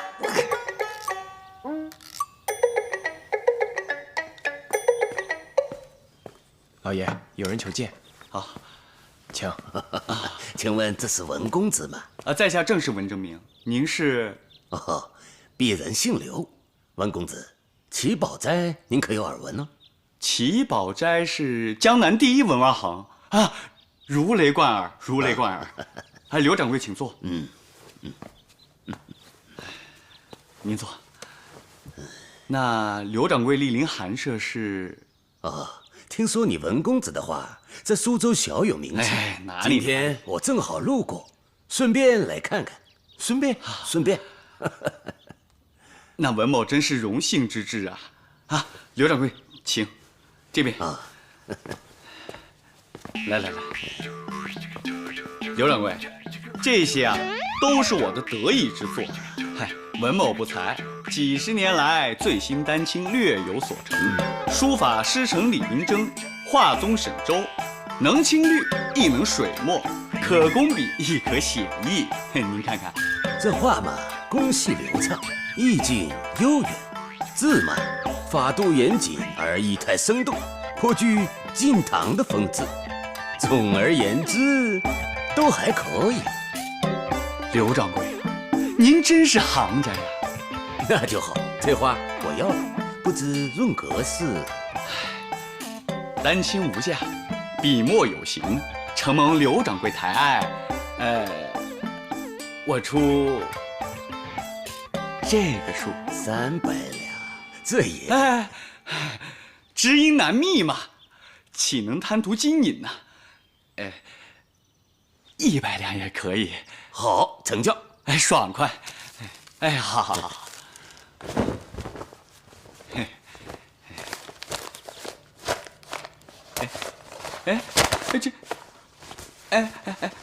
刘掌柜，刘掌柜啊，你100两买我1幅画，你这些都拿走啊？1张？我跟你说的可都是包圆的家伙。包圆啊？亏你还是个行家！我文征明虽比不上吴道子、顾恺之吧，也是一代名士。100两卖你1幅画已经是明珠案头了，你竟然想包圆儿？那我这是卖画呢，还是卖纸呢？哎呦，文公子，画得好又怎样？从古到今的名字名画，哪个不是出自常伴帝王将相左右的画师之手呢？就说那吴道子，他可是吃的唐玄宗的宫廷俸银的。再说那顾恺之，当过东晋的散骑常侍，而您呢，苦读了几十年，可终究还是身无功名，白丁而已。白丁，一文一金，你还想要多少钱啊？好啊，哼，士可杀不可辱，你拿着，我还不卖了。我告诉你，你这句话，你还提醒了我。我告诉你，长风破浪会有时，我一定要考取功名，当了大官，一字千金以后，我就不卖给你。哼，千什么金呢？我看你是搭错了金。文征明，这家里的米缸都快见底了，你还在这里给我装清高，还长风破浪会有时？你破了那么多年了，你倒是给我看点水墨星子呀！功名算什么呀？能当饭吃啊？这100两银子够我们吃半年的了。夫人，你不是还要我考功名的吗？他可是包圆儿。是啊，考功名我也没看你好好读书啊！你整天净画这些浪费纸墨的破画。考官是吧？我看你迟早要把这个家当了买棺材水。这事儿我做主，买了，全拿走。还是我能附身明事理。文公子，咱回见啊！您记住，您花多少我都要了，还是个家哦。站住！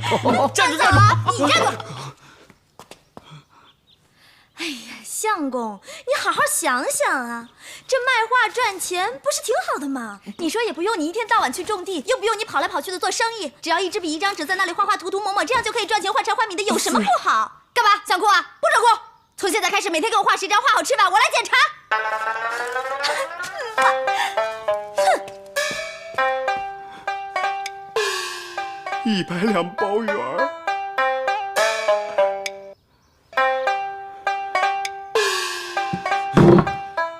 我一定要考取功名，让这个米老虎对我言听计从，一定。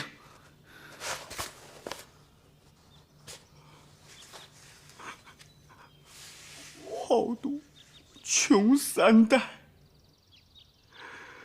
汉旗毁一生啊！我的花儿，你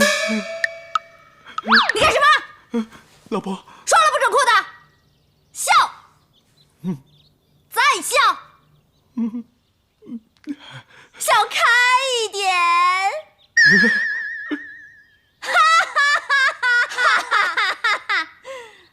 这样笑会不会啊？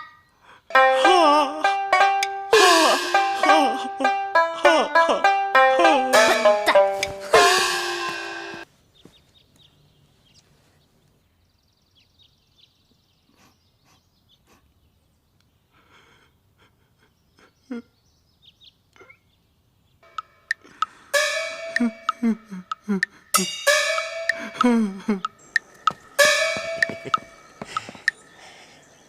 祖公子，沉不住气，憋不住屁。哎呦，你看还是个假包袱皮的。祖公子，真是太谢谢你了，多亏了你啊，给我推荐了文征明，还教了我杀他家的法子。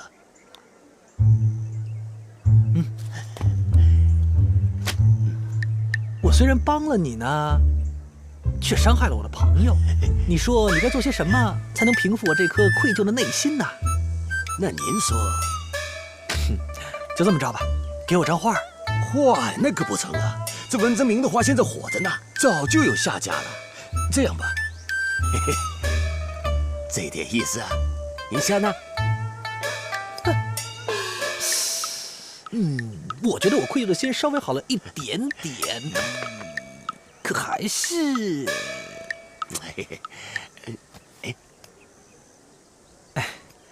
这下好多了。朱公子，其实有个您这样的朋友也太好了。此话怎讲啊？朋友亏的不得来您的口袋，这样的朋友才叫同富贵呢。哦，有道理。你这么讲我可就不生气了。不过话说回来，要是没有我这个消息的话，你就不知道文征明那里有很多好画，而且我还让你到他们家去收画，给他银子，让他养老婆有饭吃。这是我的善举之一呀。其二呢，我是想让他知道，这吃饱饭才是天下第一要紧的事啊。哎呀，这么说来，朱公子果然对那文征明是一片真情厚谊，令人感动啊！哎，对了，我这里还有一个路子弄画。哦，又是你的朋友吧？我还有一个朋友叫徐真卿。他说他现在正拜了一位从昆仑山上刚下来的工具侠，这学功夫可是需要钱的。我听说他家的东西都是祖传的，你可以去他家走一走。好，多谢朱公子，那就让我们再抱一回你的朋友吧。走。热不热呀？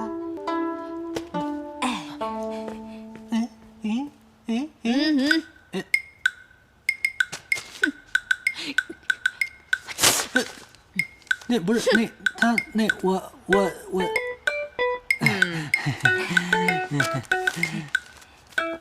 好吧，那只可摸手啊。啊，好宝宝，咱们拉拉手吧。一个大男人家总这样抠抠缩缩的，真没趣。懒得理你了。不是花宝宝，花宝宝。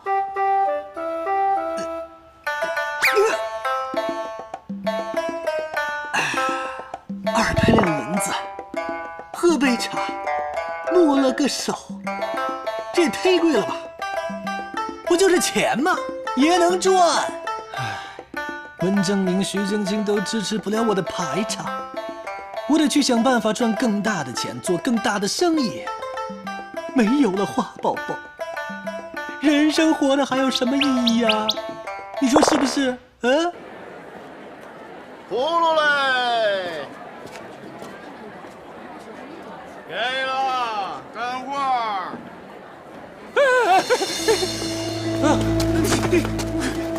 不让开！李姐，李姐，怎么了？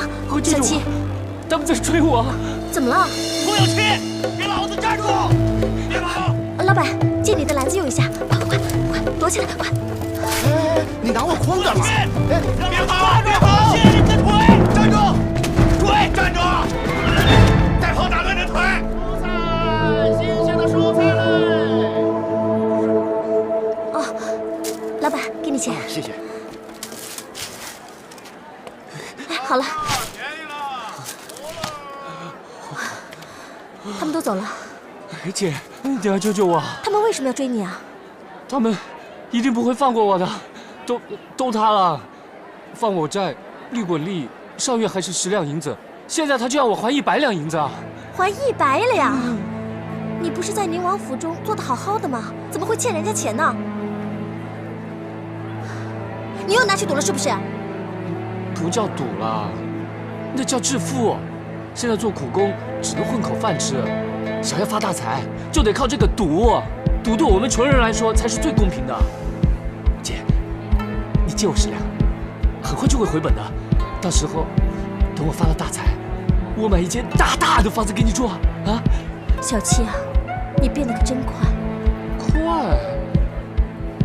我还嫌我开窍的慢呢。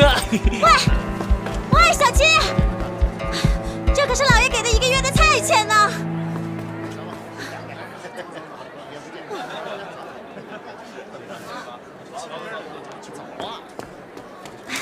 老板，这个菜我少要一点，你退一点钱给我吧。你这个，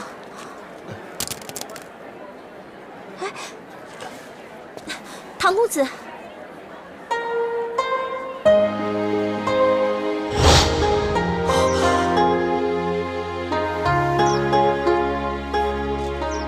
秋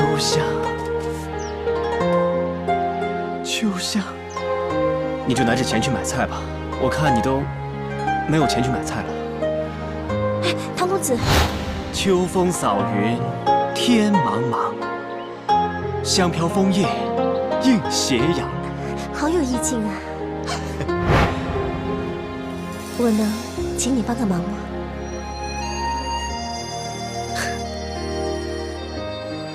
啊，秋香姑娘，你别开玩笑了，我现在这个样子，我还能怎么帮你？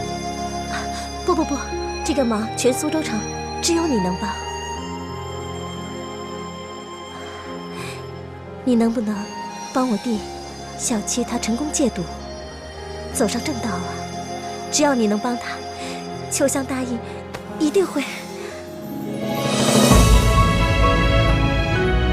唐公子，唐公子，唐公子。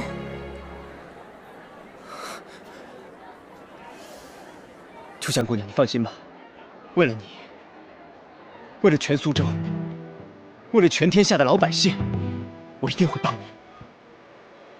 交给我啊！谢谢唐公子。上我呀！大丫头，你说我的家小，哎，小七，你还敢来？你不怕刘三大夫寻着你？怕什么？其实一个刘三，我连宁王都不怕了。哎，这年头啊，只要有钱，要买个皇位来坐坐都没问题啊！好，有志气，这到底啊还是被宁王府出过名的人啊！来，我买大。我也买它。好，开了。好，再来。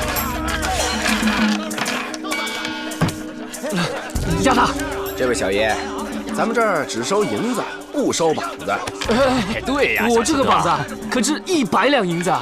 啊，可以。不过照规矩可是买定离手。来呀，把他胳膊砍了，算100两。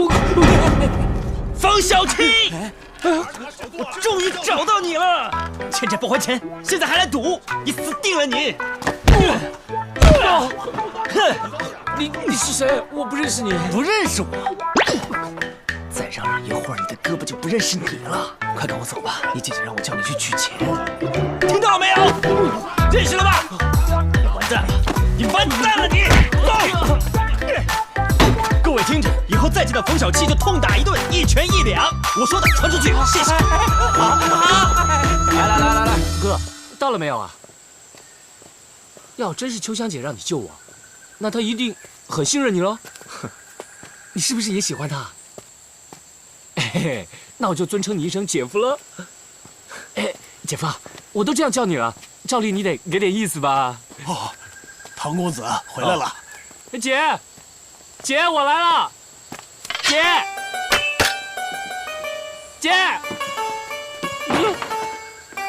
我姐呢？她给我的钱，你给我这个干嘛？拿着锄头去干活，很快你就有钱了。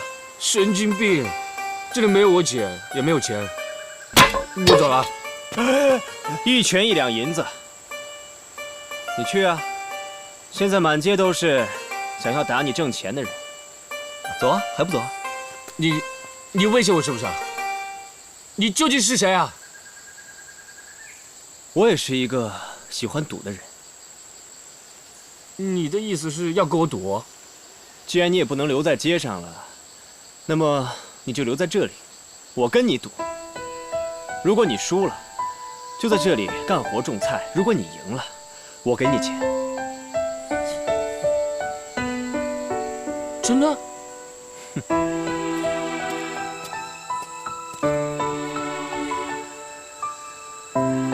走啊！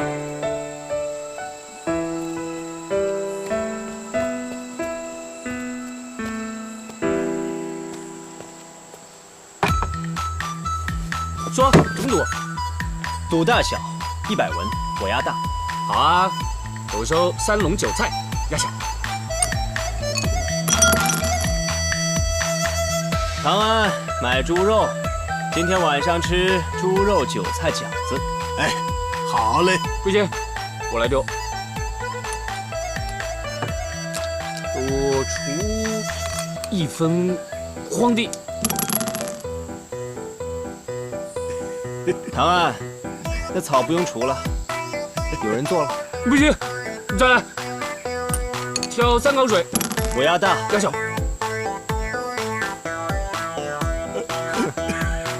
再来，赌摘5筐果子，我还压大。再来，挑粪，压小，继续大。再来，开1亩荒地，压小，我还压大。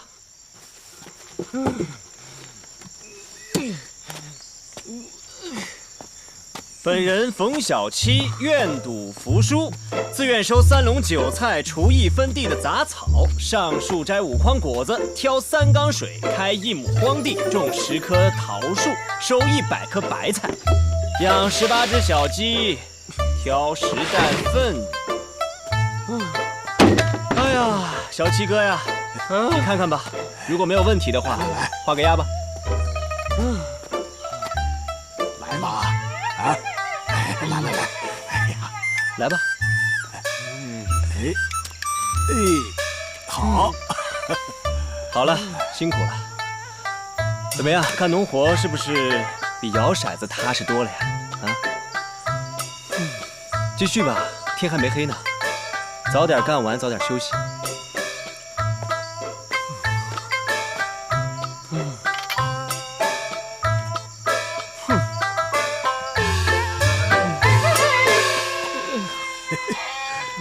公子，你可真厉害啊！这回冯小七他可老实了。老实，他还没输够呢。没，这世上只有真正输够的人，才能够迷途知返。你等着瞧吧，我一定会让他变回以前那个安守本分的冯小七，这样我才能够对得起秋香姐。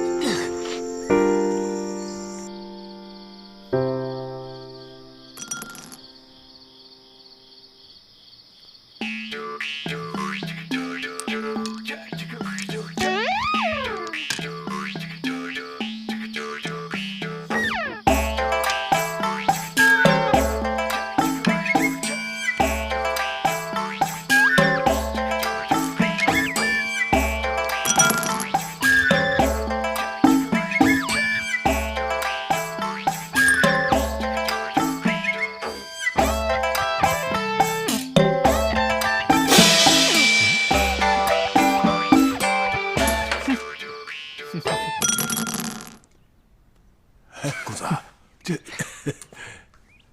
哎呀，哟，小七哥来了，今天赌什么呀？不过这园子好像也没什么活可干了哈。我赌我的一辈子。什么？赌你一辈子？这么大的口气啊！我说小七啊，你都输的只剩下这条命了，还没输够啊？还要继续赌下去？哎呀，输到头，搞不好就是赢了。我们就赌这最后一局。如果我输了，我就回老家去耕田，再也不进城，再也不赌钱了，好不好？好，我们就赌这最后一把，让你彻底醒悟。我也好向秋香姐交代了。来吧，我继续赌大，10两银子。好，等，那我赌小，我来养。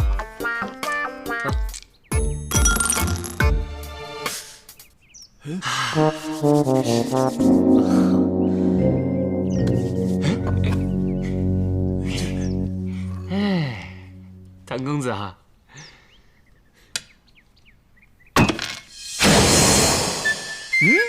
你的秘密就在里面。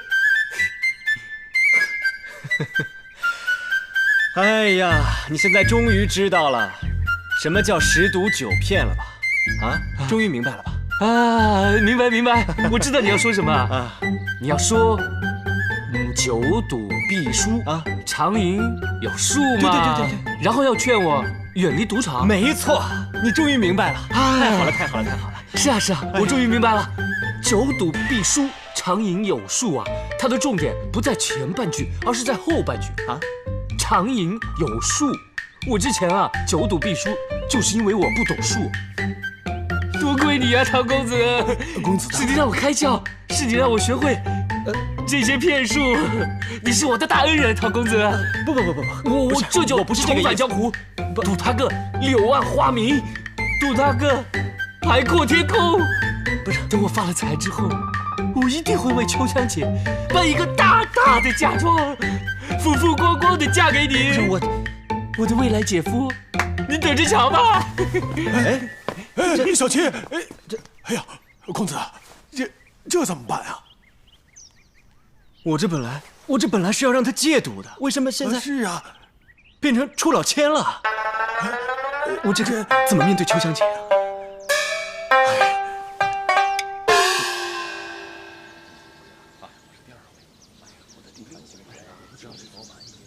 这位兄台，您这是第几回啊？我呀，第1回。第1回？我这都第5回了。什么？您都第5回了？对呀，看不出来够执着的呀！啊，读书好吧？哎，好，一定要坚持啊！就算这次不行，下次也一定要坚持，没准哪次就考上了呢，对不对？是，这正所谓啊，富家不用满洋田，书中自有千钟粟。安居不用架高堂，书中自有黄金屋。出门莫恨无人随，书中马车多如簇。娶妻莫恨无良媒，书中自有颜如玉。河东父，颜如玉，河东父。吉时已到，考生入场。夫人，我虽然是背着你赶考的，可我心里全是你啊。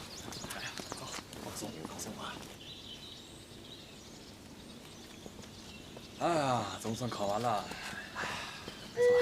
看这事儿，这个题出的真是，我根本就没复习好。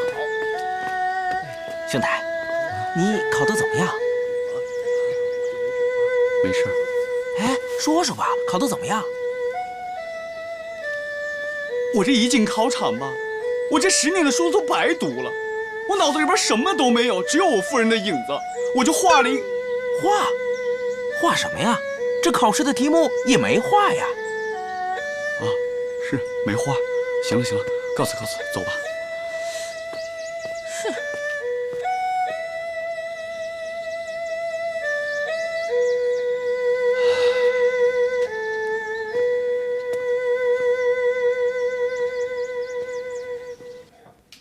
哎，这不是文夫人吗？啊，长辈们都在呀。怎么到这儿来了啊？哎，文征明不是赶考去了吗？啊，你没跟着去京城，当状元夫人呢？就是别提了，他连这个烤红薯都不会，还考什么状元呢？他呀，就是偷了家里的钱去考试。你们说说，我再不把他这个画，我吃什么呀？是不是？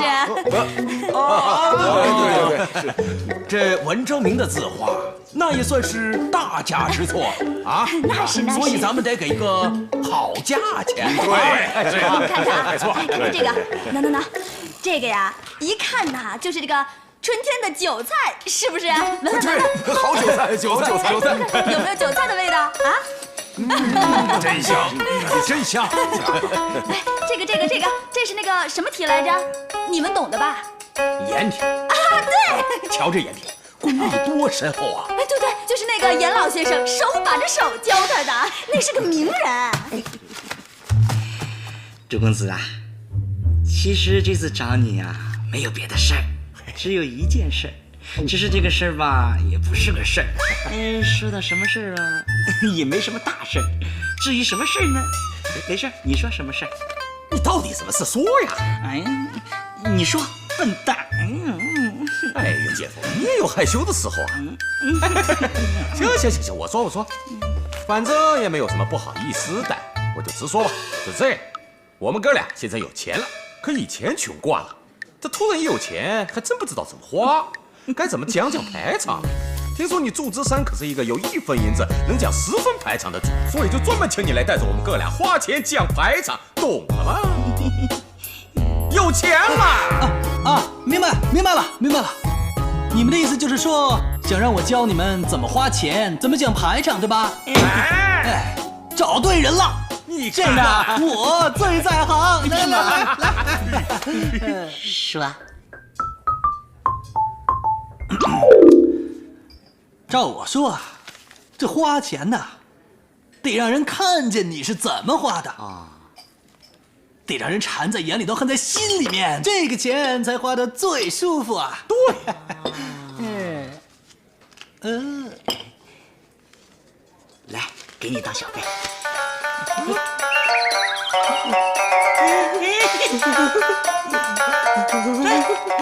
再给你一张。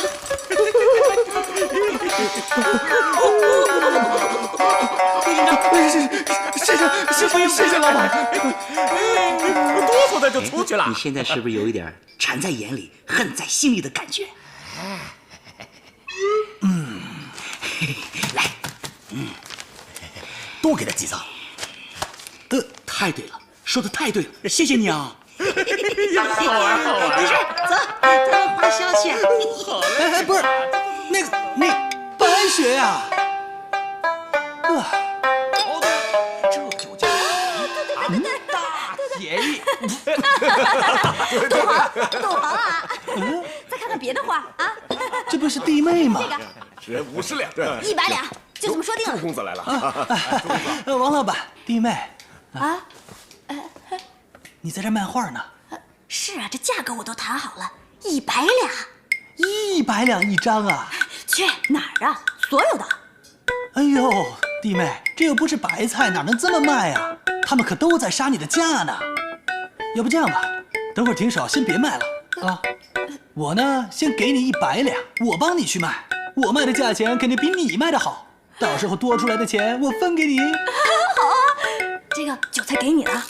得嘞，欠我100两啊！没事，吃。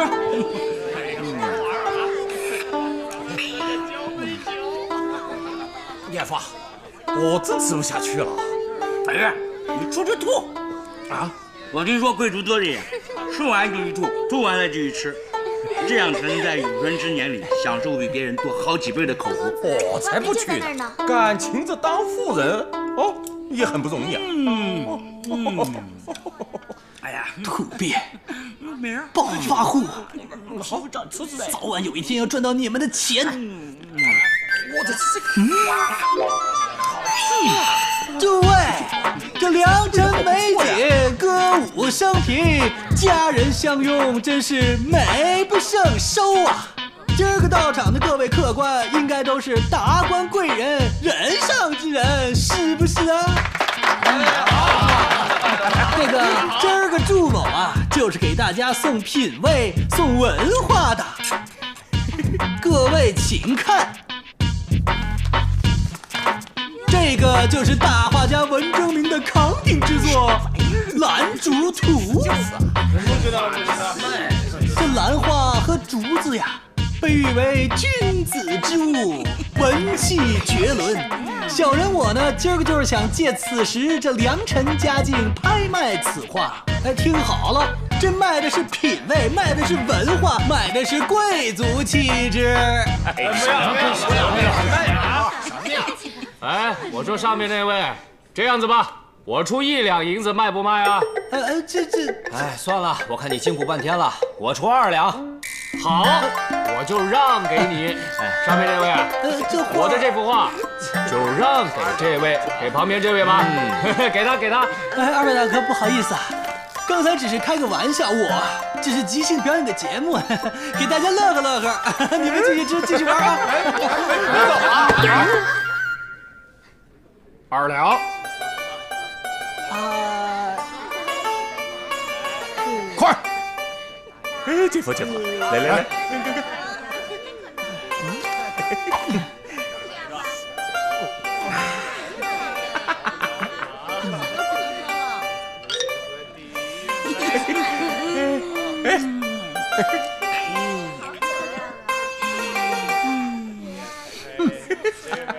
这是啊？啊？哎，你们二位，你们二位不是要追求品味、追求贵族的生活吗？对呀。哎，那我刚才在拍画，你们干嘛不出家呀？周子山，卖画做啥？小左，我觉得能在这万花楼过一辈子，对我来说已经是贵族生活了，多贵啊！就是，你看看这梨花魁歌比画上的好看多喽。我要画干什么？宝贝，干杯吧！你把这画要回来，我给你2两银子。就是啊，2两银子哦。100两银票没了，就这么没了。祝公子，下次记得找我。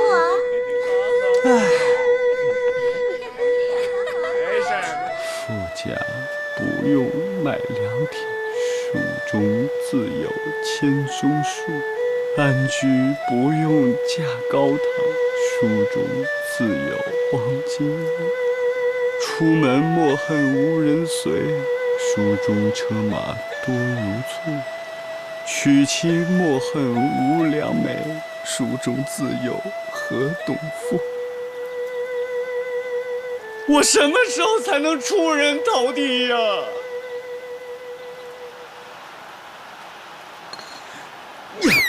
哎呀，谁砸到我的头了？找死啊！谁？有种你出来！父子5钱，砒霜3钱，长草2根，乌头少许，细碾成末，拌白酒，服下立刻七窍流血而死。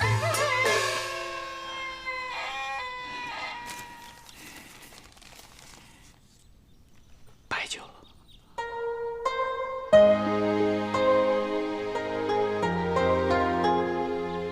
月鸟巢南枝，虎死必受秋。这个家已经不像家，女人也不像女人。我的最后一个愿望也了了，也算死得其所。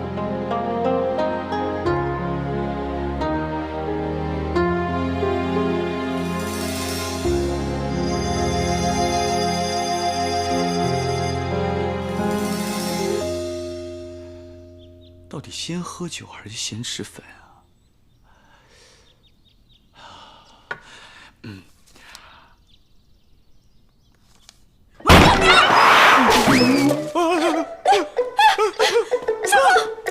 谁啊？我看不见了，这怎么？没事吧？什么东西这是？水呀，你不是看不见吗？真的是水吗？是啊。这什么呀？这都吓死我了！哎呀，夫人呀，你都不知道这有多危险。这是什么呀？这是我研制出来的毒粉。毒粉？幸亏你倒的是水，要是酒的话，你知道这后果有多严重吗？那怎么样啊？要服下去，立刻七窍流血而死。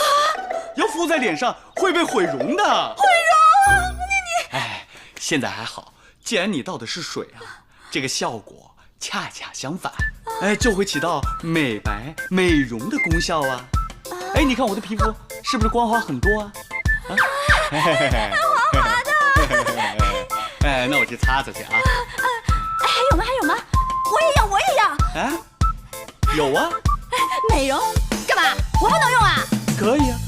那你先躺下，我给你弄点。好。这里。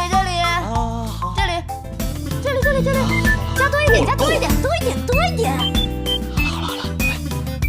好了啊。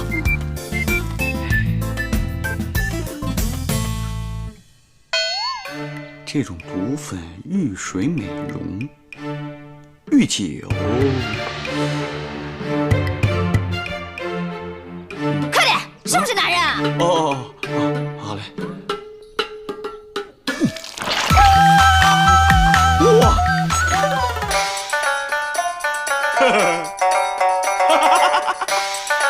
世界太美好了，变安静了。夫人呐！怎么？快点！我还打麻将去呢，输了你赔啊！来，快点！啊，快点！老爷，有位官差大人找您，好像是说什么学政大人找您过去一趟。学政大人找我？